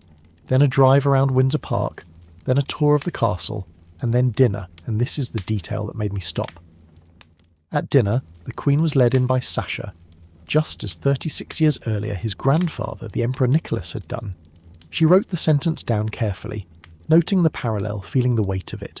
The same hall, the same walk from the drawing room to the table, the same placing of a Russian arm under a British Queen's hand. But the man was different, younger, bigger, less wild in the eyes. And the Queen was different too, smaller now inside her black dress, older, heavier with loss. I keep thinking about what Victoria must have felt in that moment, walking into dinner on the arm of her old dancing partner's son, in the same room where she'd eaten 53 courses off silver gilt with his grandfather 30 years before. 3 generations of Romanovs had now walked her into dinner. The grandfather who slept on straw, the father who danced the mazurka, and now the son who bent iron pokers and kept his temper in check, and looked at her with eyes that were kind but wary. The room hadn't changed. The silver was the same. The portraits of the Garter knights still hung on the walls in their gold frames. But everyone who'd been young in this room was either old or dead, and the children who played in the nursery upstairs were a different set of children, with different names, heading toward a different century. She sat between Sasha and Minnie while a military band played in the quadrangle outside, and bagpipers came round the table during dessert. What the tsarevich thought of the bagpipes is not recorded. Victoria didn't ask. Later that month, the whole party moved to the Isle of Wight. On the 28th of July, the children of the Prince of Wales and the 2 Russian boys left for Osborne to stay at Albert Cottage on the estate. The next morning, little Grand Duke Nicholas, this shy 5-year-old boy who would one day be the last Tsar of Russia, joined the Queen and the Welsh children in Victoria's elaborate tent, pitched on the lawn, where they all ate breakfast together. The tent was surrounded by dogs, ladies-in-waiting and liveried attendants. The children were in tremendous high spirits, Victoria wrote. She watched them eat. She watched the 5-year-old Russian boy sitting among her own grandchildren, tearing at his bread, laughing at something one of the Welsh children had said. She had no way of knowing, of course. None of them did. A couple of days later, Sasha and Minnie arrived at Osborne Cottage, which was connected to Albert Cottage by a covered corridor. The children ran back and forth between the 2 houses all day. Grand Duke George had chicken pox and had to stay in bed, which he resented. The other children, Nicholas, the 3 Wales boys, and little Maud, ran between the cottages and the main house with the particular freedom that Osborne allowed. There were no state corridors here, no footmen at every door. There were garden paths and greenhouses and a Swiss cottage where the older children had their own kitchen and could pretend to cook. The Russian boys spoke French with their cousins. The Welsh children spoke English back. Somehow they all understood each other perfectly, the way children do when the adults aren't watching too closely. The Queen walked to Albert Cottage to see the family, and the next day she stopped at Osborne Cottage on her way back from her customary drive to speak with Alex and Minnie. The sisters were sitting in the garden. Alex had brought her sons to play with their Russian cousins, and Sasha was there too, this great bear of a man sitting in a wicker chair on an English lawn, while children shrieked around him. On the 3rd of August, the Queen sat in the garden with the Princess of Wales and her sister. By the Russian calendar, it was the 22nd of July, the name day of the Empress, her daughter-in-law the Tsarevna, and her daughter, Grand Duchess Marie. At dinner that night, the health of all 3 Maries was drunk. The glasses were raised, the names were spoken, and somewhere far away in St. Petersburg, the real Marie, the Empress, was sitting in another room, in another garden, thinking about the daughter she was about to lose to an English prince. It was a lovely warm moonlit night, and after dinner they all sat out on the terrace. Prince Alfred's 29th birthday was on the 6th of August, and the Queen gave a large family dinner. Among the guests were the usual crowd: Bertie and Alex, Sasha and Minnie, Leopold and Beatrice, and also the Tsarevich's cousin Princess Eugenie, who had once been considered as a bride for Alfred and was now married to someone else and staying at Ventnor. Victoria thought her a nice, agreeable, natural person. The moonlight fell on the terrace and on the garden below and on the dark water of the Solent beyond, and for one evening, one warm, quiet, uncomplicated evening, two empires sat together on wicker chairs and looked at the moon, and nobody mentioned Central Asia. The Tsarevich and Tsarevna left England on the 13th of August, after a stay of 2 months. The Queen departed for Balmoral. She sent her future daughter-in-law some white heather for good luck. The identical dresses were packed away, each sister taking her half of the wardrobe back to her own country, her own court, her own life. They wouldn't see each other again for a while. The distance between London and St. Petersburg was not just geographical, it was political, religious, and increasingly personal. But for 2 months in the summer of 1873, two Danish sisters had walked through London in matching gowns, and for a little while the distance had disappeared. You know what gets me about those dresses? Nobody knows what happened to them. There's no museum display, no archive entry, no careful annotation in a royal wardrobe catalogue. They were just clothes. Silk and lace and ribbon, chosen every morning by two sisters who looked at each other across a bedroom and decided again to be the same person. The political crisis they papered over with matching hems would rumble on for decades. The Central Asian question would nearly bring the two empires to war more than once. But for 8 weeks in the summer of 1873, two women in identical gowns walked through London arm in arm, and the crowds cheered, and the newspapers forgot to argue. And for a moment it was possible to believe that family mattered more than empire. The 5-year-old boy who had eaten breakfast in the Queen's tent would come back to England 23 years later. He would be Tsar by then. He would bring his own wife, his own baby daughter, and a retinue so large that the servants at Balmoral would have to sleep in temporary huts. But that's another chapter. For now the tent is still on the lawn, the breakfast is still warm, and a small Russian boy is sitting among English children in the summer light, eating bread and laughing, and nobody is counting the years he has left. He almost didn't make it. The Tsar's yacht, the Java, was supposed to land at Gravesend, where the mayor, the corporation and the townspeople were lined up on the quay to greet him. At Windsor Castle, the grand staircase had been lined with yeomen of the guard and decorated with flowers. The household was ready, the kitchens were ready, the guest rooms had been aired and prepared, and then, as the hours ticked on and there was still no sign of the Emperor, a telegram arrived. The yacht had run aground off Flushing during the night. They were waiting for the tide. I find something almost comic about it. The Emperor of all the Russias, stuck on a sandbank in the North Sea, while half of Windsor Castle stood around in ceremonial dress with nothing to do. Prince Alfred telegraphed updates. The tide was coming in. The tide was not coming in fast enough. Everyone at the castle had to be stood down until the evening. The yeomen of the guard went back to their quarters. The flowers stayed where they were. The kitchens kept the food warm and waited. It was the 13th of May, 1874, and Alexander II was coming to see his daughter. This was the same Alexander who had danced the mazurka with Victoria 35 years earlier. The tall young man with the pretty mouth and the sweet smile who'd caught his head in her wreath and made her laugh until 2:45. He was 56 now. He was emperor.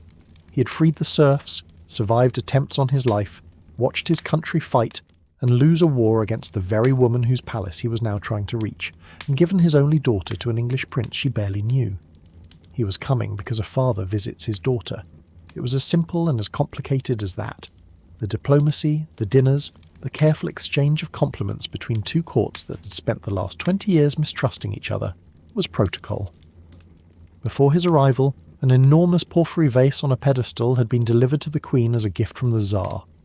It was placed in the Crimson Drawing Room at Windsor, another piece of Russian stone in an English palace, joining the malachite vase from his father's visit 30 years before.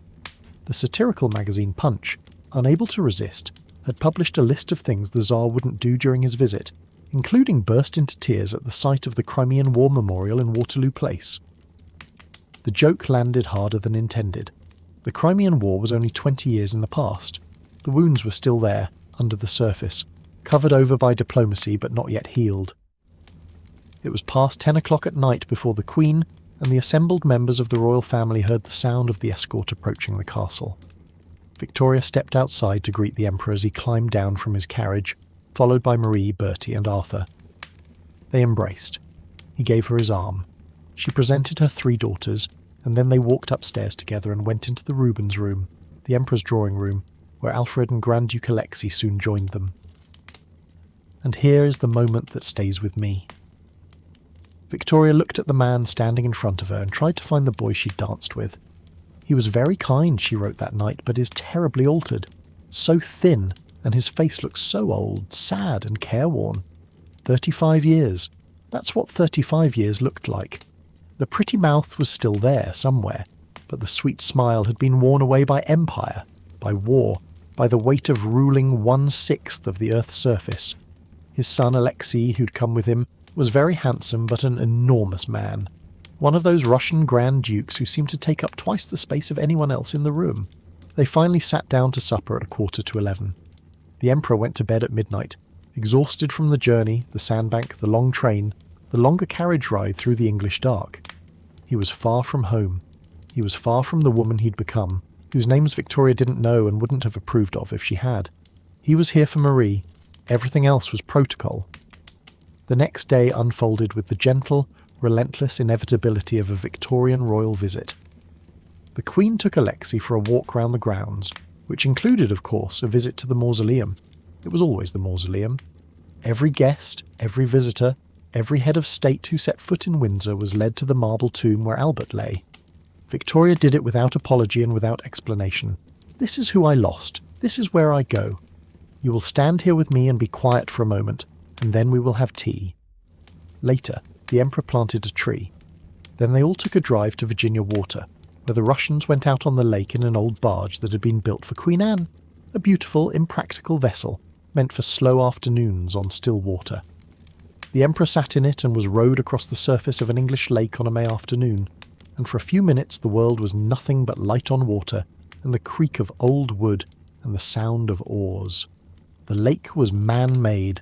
George IV had commissioned it decades earlier, but the trees around it were old, and the silence was real, and the Emperor, who had spent the previous 12 hours on a sandbank and a train and a carriage and a staircase lined with yeomen, could finally sit still. The water barely moved, the oars dipped and rose. Nobody talked about the Eastern Question, or the Khanate of Khiva, or the precedents of imperial daughters. They just rowed. That evening they dined in St. George's Hall. Victoria wore diamonds on her black dress and a diamond coronet with her veil. The Order of St. Catherine was also worn by the Queen, and many of the royal ladies. The Tsar wore the Garter insignia on the scarlet uniform of the Chevalier Guards, the same regiment his father had worn to his first meeting with Victoria in 1844. Marie displayed her beautiful parure of sapphires, those stones that the Queen's own daughters had learned to watch with barely concealed jealousy. The sapphires were, Victoria had been told, a gift from the Empress. They caught the candlelight and held it. But before I tell you about the conversation that night, I want to say something about the daughter Alexander had come to see, because Marie was not an easy woman, and England was not an easy place for her, and the father sitting at the Queen's table knew both of these things. Marie had arrived in England a few months earlier as the Duchess of Edinburgh, fresh from a wedding at the Winter Palace that had involved 10,000 candles, a banquet for 800, and a ball for 3,000. She had brought with her the habits of the Russian imperial court, and she had no intention of leaving them behind. At Clarence House, her London home, she insisted that nobody turn their back on her. Servants had to reverse out of the room in her presence, which was no small feat in rooms cluttered with Russian icons and carved stone. She'd had an Orthodox chapel built on the first floor, with jewelled icons and oil lamps burning day and night, and a Russian priest who officiated daily. She wore soft leather boots made in St. Petersburg, designed to fit either foot. She smoked in public, which scandalised the English ladies. She spoke French by preference, considering it the only elegant language in Europe despite her perfect English, and she wore her spectacular jewellery at every court function. Sapphires, diamonds, emeralds that made the Queen's own daughters stare with undisguised envy. Victoria pronounced the display too good for a young princess, her feathers visibly ruffled. Marie, for her part, thought London was hideous, the English food abominable, the late hours tiring, and the visits to Windsor and Osborne boring beyond belief. She stamped her feet and waved her fists after leaving the Queen's presence, rebelling against the aura of omnipotence that Victoria exuded. But she also understood something that most people missed. The Queen respected people who stood up to her. You only have to give the Queen a good fight, Marie told her mother, to make her draw in her horns. The two women were, in fact, far more alike than either would ever admit. Both were stubborn, both were autocratic, both believed absolutely in their own rank. They circled each other like two cats who had been put in the same room and were still deciding who owned the windowsill. Alexander knew all of this. He knew his daughter was difficult. He knew the English court found her haughty. He knew the newspapers called her the most unpopular princess in Europe. And he'd come anyway, because she was his daughter, and because the look on her face when she saw him get out of the carriage at Windsor, late, exhausted, having been stuck on a sandbank for hours, was worth every nautical mile. And then the conversation turned, as it always did with Alexander, to the past. He spoke about his previous visit.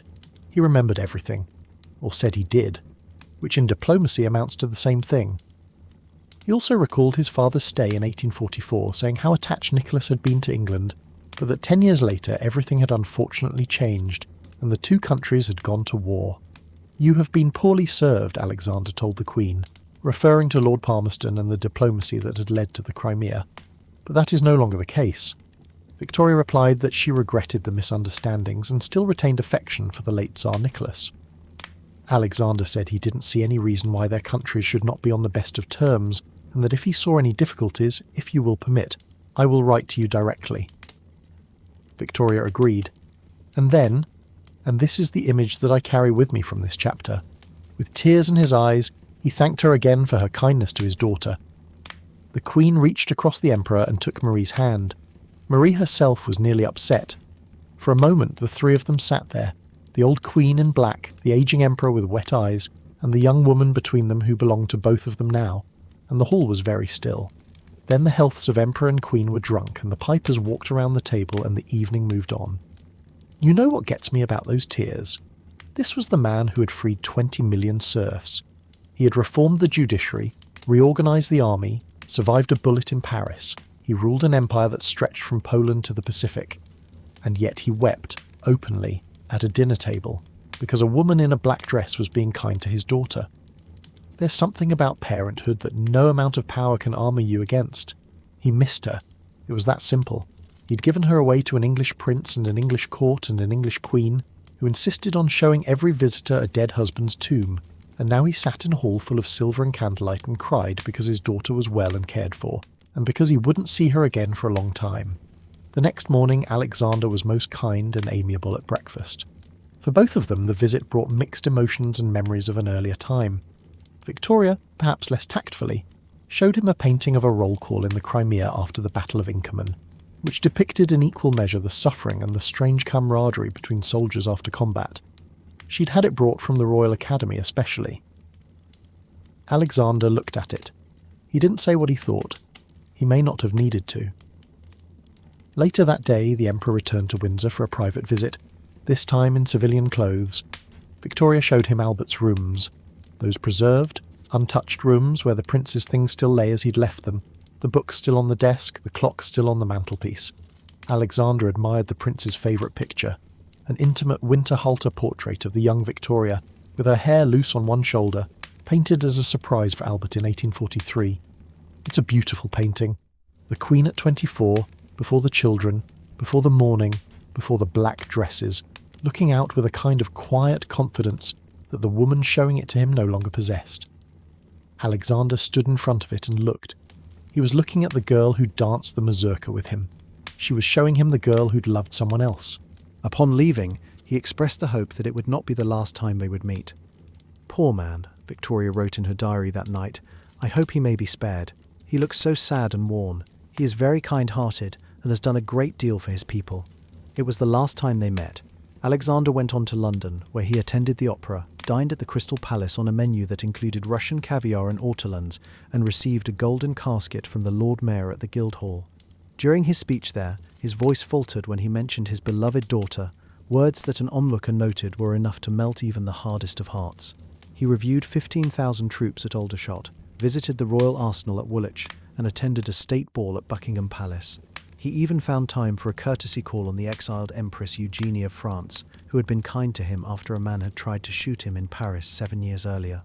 Throughout his stay, Marie hardly left his side. There were no demonstrations against him. The crowds were largely friendly. The newspapers, for once, were restrained. Before leaving Windsor, Victoria had written to the Tsar, telling him how much pleasure it had given her to see him after so many years, and how she admired his emancipation of the serfs. "You cannot desire this more earnestly than I do," she wrote, "both on account of the great national interests involved, and for the sake of the daughter whom I have learnt to consider as my own." Alexander telegraphed back, thanking her for the kind reception and the proof of her friendship, confident that in Victoria his daughter would find a second mother. But by the time Alexander left England on the 21st of May, Victoria was already at Balmoral. There's something I want to say about this visit before we leave it. Two people who had once been young together sat in a room full of paintings and silver and tried to find each other across 35 years of history. They couldn't, entirely. Too much had happened. A war had been fought between their countries. A husband had died. An empire had been reformed and was already beginning to crack. The boy who'd caught his head in her wreath and the girl who'd written extremely in her journal were gone, replaced by an emperor who cried at dinner and a queen who showed every visitor her husband's tomb. But they tried. They talked about the past. They talked about their children. They reached across a table and held each other's daughter's hand. And then they said goodbye, and the pipers played, and the candles burnt down, and the emperor went back to Russia and never returned. 7 years later, a bomb killed him on a street in St. Petersburg. Victoria received the news with horror. She'd always feared it. "Poor man," she wrote again, the same 2 words she'd used the night he left Windsor. She kept the porphyry vase in the crimson drawing room. She kept the memory of the mazurka somewhere deeper, in a place where journals and protocol couldn't quite reach. And somewhere in Albert's rooms, the Winterhalter portrait still hung on the wall. The young queen with her hair on one shoulder, painted for a husband, shown to a Tsar, seen by no one now. 22 years had passed since those identical dresses. The 5-year-old boy who'd eaten breakfast in the Queen's tent was 28 now, and he was Tsar. His father Sasha, the great bear who bent iron pokers, was dead, taken by kidney disease at the age of 49. His mother Minnie, the Danish sister who'd walked through London arm in arm with Alex in matching gowns, was now the Dowager Empress, dressed in black, heartbroken, writing to Victoria and signing herself your sincerely loving, despairing Minnie. And the young man who'd sat in that nursery at Marlborough House with his Welsh cousins, catching chicken pox and laughing at things only children understand, was now the ruler of 1/6 of the Earth's surface. He didn't want to come. Nicholas described the trip to his brother George as one of a series of intolerable foreign visits. Austria, Germany, Denmark, then England, then France. On top of it, he wrote, "We shall have to drag our poor little daughter with us, as all the relatives want to see her." The daughter was 10-month-old Olga, and every grandmother and great-aunt and cousin in Europe wanted to hold her. Victoria, on the other hand, was desperate to see them. She hadn't seen her granddaughter Aleki, now Empress Alexandra Feodorovna, for 2 years. Lord Salisbury, the Prime Minister, had suggested the invitation, hoping a visit might smooth over the tensions between the two empires over the Sudan and Turkey. But for the Queen, politics came second. She wanted her granddaughter. She wanted to see the baby. She wanted, at 77, to hold something small and new and alive. This visit carried a particular emotional weight. Aliki, Princess Alix of Hesse, was the daughter of Victoria's second daughter Alice, who had died of diphtheria in 1878. The Queen had raised Aliki partly herself, had watched her grow up at Windsor and Osborne, had seen her through the grief of losing a mother at 6 years old, and then, against Victoria's wishes, Aliki had gone to Russia, had married the shy young Tsar at a funeral essentially, because Alexander III had died just weeks before the wedding. The ceremony had taken place in the Winter Palace on the birthday of the Dowager Empress, the one day when the court was permitted to briefly come out of mourning. Victoria had sent the Princess of Wales to represent her. She'd sent a sprig of myrtle from the Princess Royal's wedding bouquet to be placed in Aliki's bouquet. She'd sent prayer books, but she hadn't been there. She couldn't go to Russia. No reigning British monarch could. And now her granddaughter was Empress of all the Russias, living in palaces the size of cities, surrounded by a court that spoke French and observed Orthodox rituals and kept its windows shut against drafts that would have appalled the Queen. Victoria wanted to see, with her own eyes, whether Aliki was all right. The preparations at Balmoral were enormous. The imperial entourage was so large that it felt, as one courtier put it, more like a foreign occupation than a visit. The rooms Nicholas and Aleki would occupy were redecorated in the Russian imperial colours of black and yellow. Servants were forced to give up their rooms to accommodate the Russian party and were moved into temporary Humphrey huts near the stables. The Queen inspected these and pronounced them very comfortable, although the laundry maids, 4 of whom now had to share a single bed, probably would not have agreed. Some Russian servants were lodged at nearby inns and farmhouses, which presented its own difficulties. The Russians couldn't understand the Scottish accents of their hosts. The Scots spoke no Russian. The resulting conversations must have been extraordinary. Victoria was also terrified that anarchists would try to kill Nicholas during his stay. A large cache of dynamite had recently been discovered in the basement of an anarchist's house in Antwerp. Security would be ferocious. A pilot train would precede the imperial party on the railway journey from Leith to Balata in case a bomb had been planted on the tracks. Local police would patrol every mile of the line. Dozens of Scotland Yard detectives would be stationed around the castle, and every time the Tsar stepped outside, more detectives would hide behind the bushes and trees. Nicholas, of course, brought his own security detail too. The Scottish hills were crawling with men whose job was to watch the heather for movement. Nicholas himself was accustomed to this kind of surveillance. His grandfather Alexander II had been killed by a bomb. His father Alexander III had lived in fear of assassination for his entire reign, moving the family from the vast Winter Palace to the smaller, more defensible Gatchina Palace outside the city. Nicholas had grown up knowing that the world contained people who wanted him dead. He carried this knowledge lightly, with a fatalism that his wife found maddening. But the Queen felt it deeply. She had already lost one Tsar to a bomb. She would not lose another on her own doorstep. The day before they arrived, the Queen drove to Balata station to inspect the preparations. The little station had been decorated very prettily. A portico and a glazed room had been built over the platform, and several of the local people had decorated their houses. Venetian masts and festoons lined the approach to the village, ready to be illuminated when the procession passed through. The arrival had already been delayed by a day, which had annoyed the Queen considerably. The Tsar and Tsarina had been in Denmark, visiting Nicholas's grandparents at Bernstorff, and Nicholas had been enjoying himself bicycling around the countryside with his relatives, while the new imperial yacht Standard underwent its first sea trials at the Burmeister and Wain shipyard in Copenhagen. A telegram arrived from the Princess of Wales explaining that on account of the new ship, they could not start until Sunday, arriving on the 22nd. The Queen did mind. Anything that altered her planned schedule was a great inconvenience. It probably also stung that the Tsar's new yacht was magnificent, while her own Victorian Albert was 40 years old and falling apart, despite her repeated lobbying of Parliament for a replacement. And then came the 22nd of September, 1896, and the rain. Nicholas and Aleki arrived at Leith on the new imperial yacht Standard, on a morning of pouring, relentless, Scottish rain. The British flags and the black and yellow Russian imperial flags flapped wetly in the wind. The bunting was soaked. The Prince of Wales, the Duke of Connaught, and the other dignitaries had to brave the weather to reach the Standard in a small tender. Nicholas had kept his promise to the Queen and arrived wearing the uniform of the Scots Greys, although he'd written to his mother that she would understand how unpleasant it was to have to say goodbye to his officers and crew in a foreign uniform. Aleki was dressed all in white, with a large hat and an ostrich feather boa. The Prince of Wales wore his Russian dragoon's uniform. Everyone was wearing someone else's country. After lunch on board the yacht, the party landed at the jetty in Leith. A guard of honour of the Argyll and Sutherland Highlanders and the Royal Scots Greys stood at attention as the national anthems were played. The Lord Provost presented them with an engraved golden box. His wife gave the Empress a bouquet of orchids. Lady Lytton, watching from the crowd, noted the Emperor's few shy words of thanks, and thought he ought to have done it better. Then came the journey. A gun salute thundered from Leith Castle as the royal party drove in open carriages to the railway station.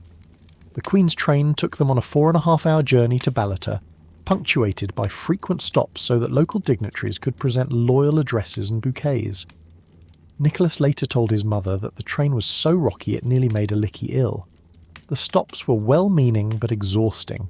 At each station a cluster of local officials in their best clothes, holding scrolls and flowers, standing in the rain, waiting to deliver addresses of welcome to a young man who spoke English with a slight accent, and wished very much that the train would simply keep moving. Alicky smiled. Nicholas said a few words. The flowers accumulated in the compartment until there was barely room to sit down, and still the rain came, drumming on the roof of the carriage, streaming down the windows, turning the Scottish landscape into a blur of grey and green.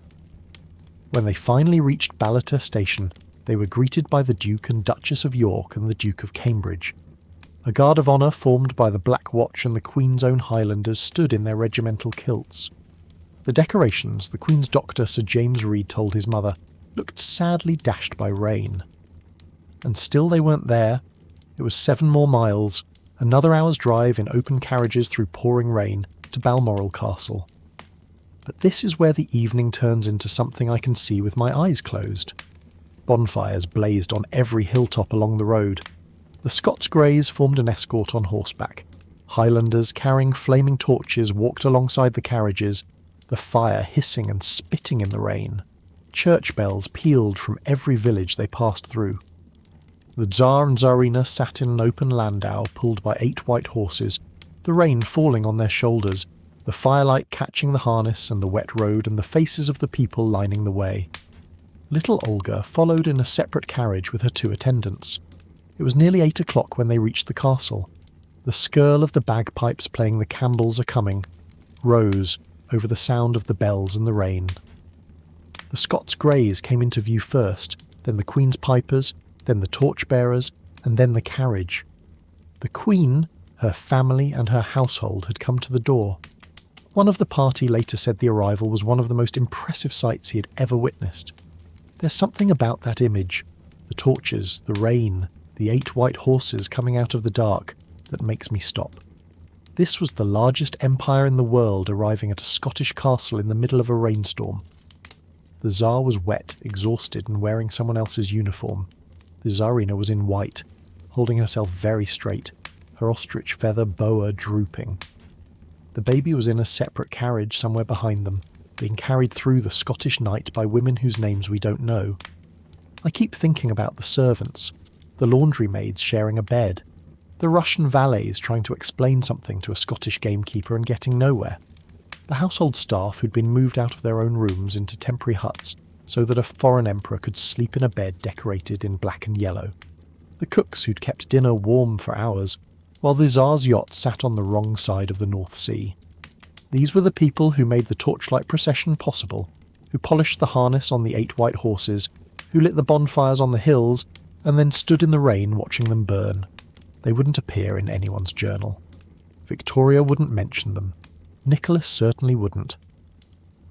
But they were there, in the dark, doing the work that makes history look effortless. And ahead of them, standing in the doorway of a castle covered in tartan, was a 77-year-old woman in black who had been waiting all day. Who had been waiting, in some ways, for 22 years, ever since a 5-year-old boy ate breakfast in her tent. Victoria embraced them both and led them inside. Nicholas discovered what his Aunt Marie, the Duchess of Coburg, had already warned him about. Tartan was everywhere. The carpets were tartan, the curtains were tartan, the upholstery was tartan, even the linoleum was tartan. Statues of Prince Albert appeared in every corridor, and there was, rather tactlessly, an exhibition of trophies won from the Russians in the Crimean War, timed to coincide with the anniversary of the fall of Sevastopol. Nobody mentioned this to Nicholas. He probably noticed. The Crimean War was the war that had killed his great-uncle's reputation, that had driven his grandfather's father to an early grave, that had ended the last period of friendship between the two courts. And here were the trophies, mounted in glass cases, in the hallway of the castle where he was supposed to feel at home. Victoria either didn't think about this, or she did, and considered it an honest acknowledgement of history. With Victoria it was always hard to tell. She had a gift for tactlessness that bordered on principle. She believed in showing people the truth of things, even when the truth was a Russian military drum captured at Sevastopol sitting in a Scottish corridor. The castle itself was unlike anything Nicholas had ever slept in. He was used to the Winter Palace, 1,000 rooms of marble and gold, heated to tropical temperatures, staffed by thousands. Balmoral had 70 rooms, most of them cold, all of them draped in the tartan that Prince Albert had designed 40 years earlier. Lord Rosebery had once said that the ugliest drawing room in the world was the one at Osborne, until he saw the drawing room at Balmoral. The wallpaper was blue thistles, the curtains were tartan, the furniture was made of antlers, even the candelabra were staghorn. Nicholas, who had grown up surrounded by Bouchy ceilings and Fabergé eggs, now found himself in a room where a pair of antlers served as a hat rack, and the linoleum was plaid. The Tsar presented his suite, Count Vorontsov-Dashkov, Prince Galitzin, and Count Benkendorf, and then little Olga was brought in. The Queen was enchanted, a most beautiful child, and so big, she wrote. Nicholas reported to his mother that the Queen was marvellously kind and amiable, and so delighted to see our little daughter. The castle was so crowded that the Duke and Duchess of York had to stay at a house called Glenmuick, several miles away, but they were back for dinner at 9 o'clock. It was a family affair. Only 12 people sat down to eat, and at 11 o'clock, to his great relief, Nicholas was finally allowed to change out of his Scots Greys uniform. He'd been wearing it since morning. He'd been wearing it on the yacht, on the quay, on the train, in the carriages, through the rain, past the torches, up the staircase, into the tartan drawing room, and through dinner. He peeled it off in a room decorated in black and yellow, hung his borrowed uniform over a chair, and lay down in a Scottish castle, while the rain drummed on the windows and the last of the bonfires glowed on the distant hills. The Queen wrote in her journal that night that it all seemed quite like a dream. And in a way it was. The whole evening had the quality of something half-remembered. The white horses, the fire on the hills, the pipes playing a song about one clan's arrival, while another country's emperor sat in the rain and smiled. Victoria had spent 60 years receiving Romanovs, and every visit had been different, and every visit had been the same. The preparations, the flowers, the servants running, the foreign uniforms and the careful courtesies, the gifts of stone and gold, and then the departure and the silence, and the long, slow English evening closing in around the empty rooms. But tonight the rooms were full. Tonight the baby was upstairs, and the Tsar was changing out of his wet uniform, and her granddaughter was somewhere in the castle looking at tartan and thinking about St. Petersburg. Tonight, for the first time since the polka at Osborne, the Romanovs were sleeping under a British roof again. The corridor was quiet, the rain was steady, and somewhere in the dark, behind the bushes, the detectives kept watch. They would be there every day, every night, for the next 11 days, watching the heather, watching the tree line, watching the road for a stranger who didn't belong. The Tsar slept, the rain fell, the torches had burned down to nothing, and in a temporary hut near the stables, 4 laundry maids turned carefully in a bed that was meant for one, trying not to wake each other, while the largest empire on earth slumbered overhead.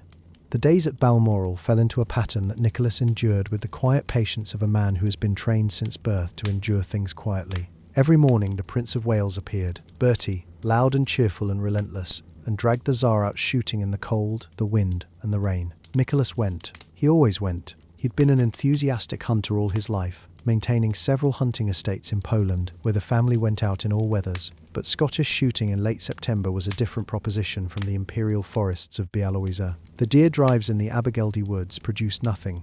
The grouse were scarce.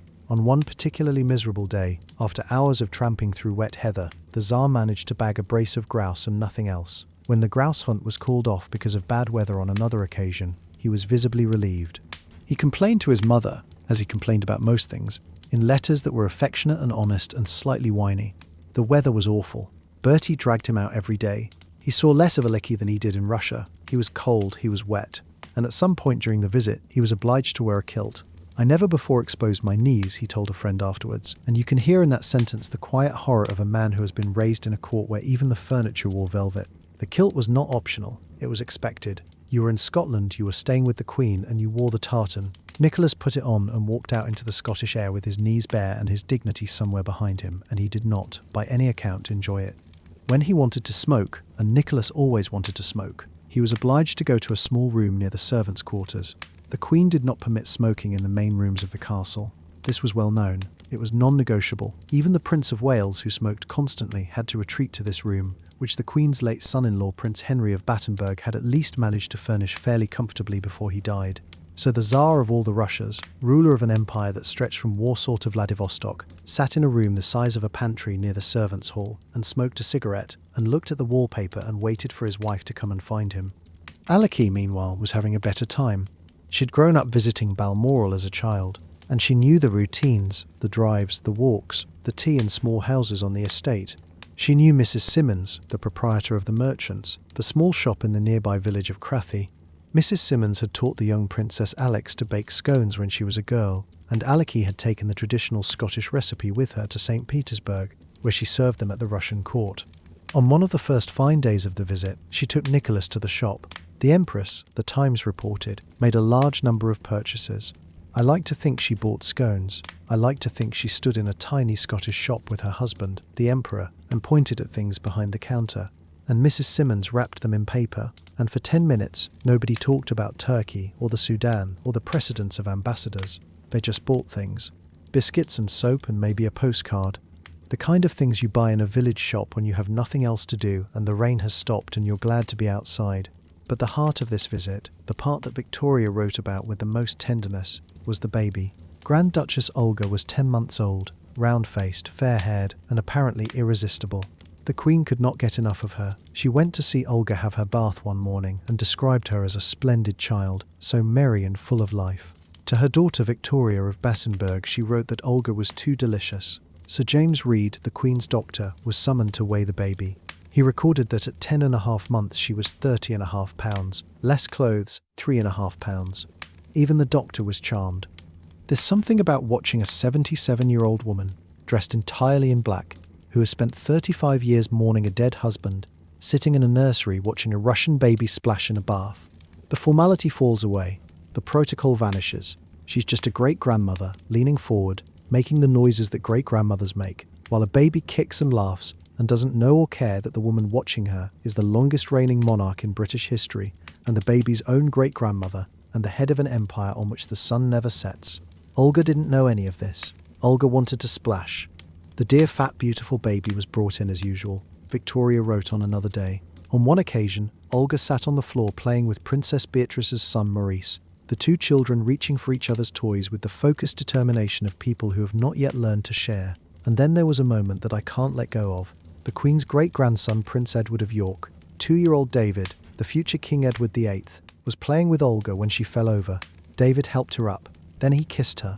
The Princess of Wales, watching, thought privately that Olga would one day make David a suitable bride. She was wrong about that. She was wrong about almost everything that would happen to these children. But in that moment, on a carpet in a Scottish castle, a boy helped a girl stand up and kissed her, and the adults smiled, and the future hadn't happened yet. The weather improved briefly. On one of the better days, the Queen took Alecky for a drive and they had lunch at Abergeldy Castle, 3 miles away, which was leased by the Queen and lent to the Prince of Wales. On another day, they drove to the Danzig Shiel for tea. Victoria used these quiet drives to talk to Alecky about things that mattered, about smiling more, about appearing pleasant, about the importance of winning people's love. She'd ruled for more than 50 years, she told her granddaughter. Every day she thought about what she needed to do to retain the affection of her subjects. How much harder must it be for Alecky, in a foreign country she didn't know, among people whose customs were alien to her? Alecky's reply, when it came later by letter, would have chilled a wiser woman. "You are mistaken, my dear grandmamma," she wrote. "Russia is not England. Here we do not need to earn the love of the people. The Russian people revere their tsars as divine beings, from whom all charity and fortune derive." Victoria read this and put the letter away. She may have shaken her head. She may have said something to Beatrice, but she could not make her granddaughter hear what she was trying to say, that love is not the same as reverence, and that the people who bow lowest are sometimes the ones who turn first. The Princess of Wales arrived from Copenhagen with her unmarried daughter Toria after a terrible sea crossing on the royal yacht Osborne. Nicholas was pleased to see them. He and Toria had history, a teenage crush at Fredensborg in Denmark when they were both 15, chasing each other through palace galleries, playing hide-and-seek as an excuse to be alone. "I am in love with Victoria," he'd written in his diary at the time, "and she seems to be with me." Nothing had come of it. First cousins couldn't marry in the Orthodox Church, but they'd stayed friends, and Toria still wrote him Christmas cards addressed to my darling old Nick. Now she was here at Balmoral, older, unmarried, still calling him nicknames, and he was Emperor of Russia with a wife and a baby and a toothache. On a milder day, they all drove over to Mar Lodge, the home of Princess Louise, the eldest daughter of the Prince and Princess of Wales, and her husband, the Duke of Fife. All of Bertie's family were present, including the Fifes' 2 little daughters. Back at Balmoral that evening, Alicki showed the Queen her beautiful jewels, of which she has quantities, all her own private property, Victoria noted. The Queen had always noticed jewels. She'd noticed Marie's sapphires, she'd noticed the Duchess of Edinburgh's emeralds, and now she noticed her granddaughter's collection, which was vast and glittering and entirely her own, and she wrote it down with the same stubborn precision she'd brought to everything for 60 years. On the 29th of September, despite dull weather, a photographer from Messrs. Downey came from Ballater to photograph the royal party. Nicholas was photographed outside in his Scots Greys uniform, both alone and with the Duke of Connaught. One of the most famous pictures taken that day showed 4 generations of royals together: the Queen, the Prince of Wales, the Tsar, the Tsarina, and baby Olga. It's a remarkable image. Victoria sits in the centre, tiny and formidable in black. Nicholas stands behind her, slim and bearded and uncertain. Alicki holds Olga, who is looking away from the camera with the supreme indifference of a baby who's been held still for too long. The Prince of Wales looms at the side, large and genial and slightly out of focus. 4 generations, 2 empires, 1 afternoon in Scotland. The photographer packed up his equipment and went back to Ballater. The picture would outlast all of them. Nicholas also had a conversation with Lord Salisbury that went nowhere in particular. The Prime Minister wanted to discuss Turkey, Egypt, the Straits, the Sultan. Nicholas was diplomatically non-committal. Salisbury reported to the Queen that the Tsar was well disposed, but that Russians clung to old traditions despite the friendliness of the Emperor. The 2 men sat in a cold room in a Scottish castle and talked about the future of the Ottoman Empire, and neither of them changed the other's mind, and the fire in the grate probably wasn't large enough because the Queen didn't like warm rooms. Nicholas had toothache. He had a horror of dentists, and he'd been trying to ignore a decayed molar for days, but by the evening of the 30th his left cheek was visibly swollen. Sir James Reed was summoned. He found irritation at the stump of a decayed molar and prescribed iodine for the gum. Nicholas was absent from dinner that night. The seating plan shows the Queen flanked by the Empress of Russia and the Duchess of Connaught. The Tsar sat upstairs with his swollen face and his iodine, in a room decorated in black and yellow, listening to the rain. By the next morning the swelling had subsided and Nicholas came down to breakfast. To his great relief, both Lord Salisbury and the Prince of Wales had departed, which freed him at last from the daily obligation of being dragged out into the wet heather to shoot at things that weren't there. He'd already started packing, although he and Alicki wouldn't leave for another 2 days. The morning's excursion was to the top of Craiggowan, where a cairn had been built in 1852 to commemorate the Queen and Prince Albert's taking possession of Balmoral. In 1855 a bonfire had been lit there, and the villagers had danced to celebrate the fall of Sevastopol, a detail that was probably not mentioned to the Tsar. And then came the last day, the 3rd of October. At midday they went down below the terrace near the ballroom, where a photographer from Messrs. Downey was waiting with a new piece of equipment. We were all photographed by the new cinematograph process the Queen wrote in her journal, which makes moving pictures by winding off a reel of films. We were walking up and down and the children jumping about. Then I took a turn in the pony chair. It was the first time any of them had been filmed. They walked across the lawn, slightly stiff, slightly self-conscious, not quite sure what to do with their arms. The children jumped. The Queen sat in her pony chair and was wheeled slowly past the camera. Somewhere in the mechanism, a reel of film turned, and for the first time in history, these people moved. The Tsar and Tsarina each planted a tree near the garden cottage. The trees selected were Cumbrian pines. Nicholas, who seemed confused by the whole process, had to ask the head forester, Mr. Mishy, what he was supposed to do. Having been told to shovel some soil round the roots, and then use the watering can to sprinkle water on it, Nicholas duly planted his tree. Alicki followed. There are no plaques to show where these trees might have been, or whether they survive. They may still be standing on a Scottish hillside, 60 feet tall now, their roots deep in the ground where a Tsar once poured water from a watering can and asked a forester for instructions. That afternoon they took a drive, alas for the last time, the Queen wrote, in dark, showery weather. Later there was a family dinner, and at 10 o'clock dear Nicky and Alicki left to my regret, as I am so fond of them both. They were accompanied by Highlanders holding torches, just as they had arrived. But this time there were no skirling pipes. The departure was quieter than the arrival. The torches flickered in the dark. The carriage pulled away. The white horses were gone. Before leaving, Nicholas had given £1,000 to be distributed to the servants, some compensation for the weeks of disruption, the shared beds, the temporary huts, the Russian valets who couldn't understand a word anyone said. There was also a shower of presentation gifts for the court.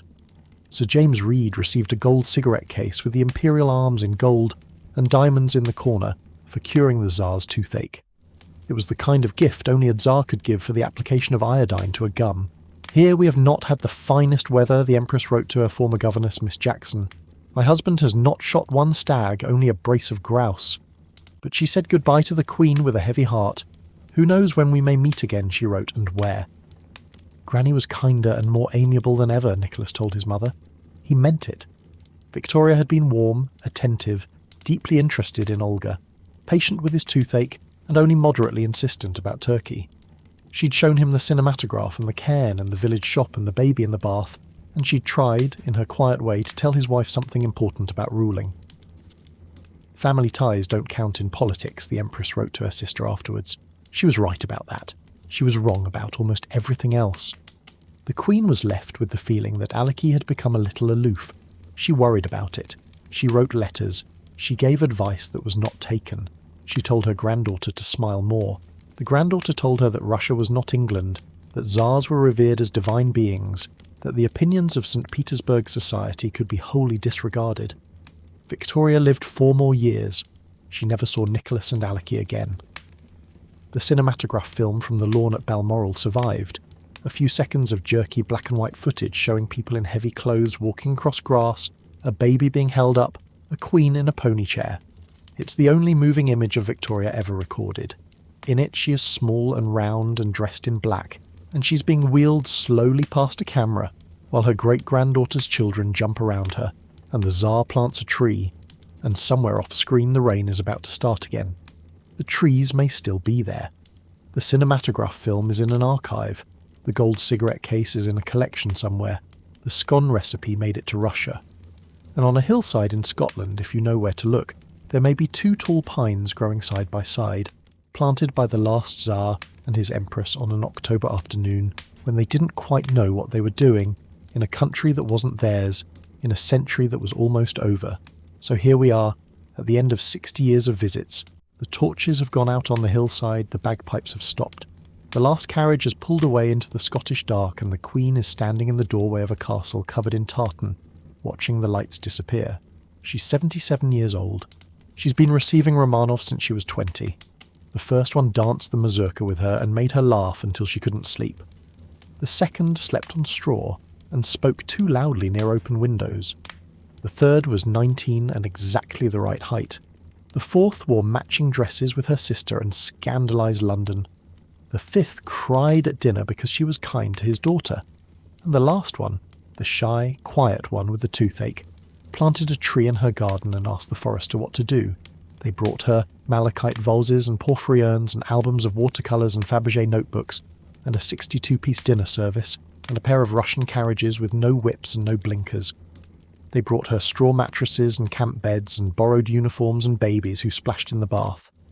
They brought her the whole weight of an empire she never visited, wrapped in silk and gold and the careful courtesies of people who didn't quite trust each other but kept coming back anyway. And she wrote it all down. Every dress, every uniform, every strange expression in every pair of eyes, every gift, every dinner, every moment when a Russian hand took hers and something passed between them that neither country's diplomats could ever quite put into words. I think about the things that lasted. The malachite vase, still standing in a corner at Windsor, cold to the touch. The 1844 room at Buckingham Palace, still called that. The tsarevich steaks at Newmarket, still run every October. The cinematograph film, still playing in an archive somewhere. A few seconds of a queen in a pony chair and a Tsar planting a tree in the rain. And somewhere in Scotland, maybe, 2 tall pines growing side by side on a hillside where nobody remembers to look. These were real people. They sat in real rooms and ate real food and danced real dances and said goodbye at real doors. The empires they carried on their shoulders have crumbled. The palaces are museums now. The uniforms are behind glass. But the malachite is still cold, and the straw still rustles when you imagine it, and the mazurka, if you close your eyes, still turns. If any of this stayed with you tonight, a detail, a name, a moment that caught you before sleep pulled you under. You're welcome to leave it below when you wake. A few quiet words about what you heard or where you were listening from. There's no hurry, it can wait until morning. This channel is a place where we go slowly through history, one evening at a time. Medieval kitchens, Victorian drawing rooms, ancient temples, and tonight, the palaces and reign and strange courtesies between empires. If you'd like to come back for another evening like this one, you're warmly welcome to subscribe. We'll be here. We'll always be here. There is always another story waiting, another door to step through, another quiet century to walk into together. For now, let the room grow still. Let the last of the firelight settle. Let the rain on the windows be the only sound left. Sleep well.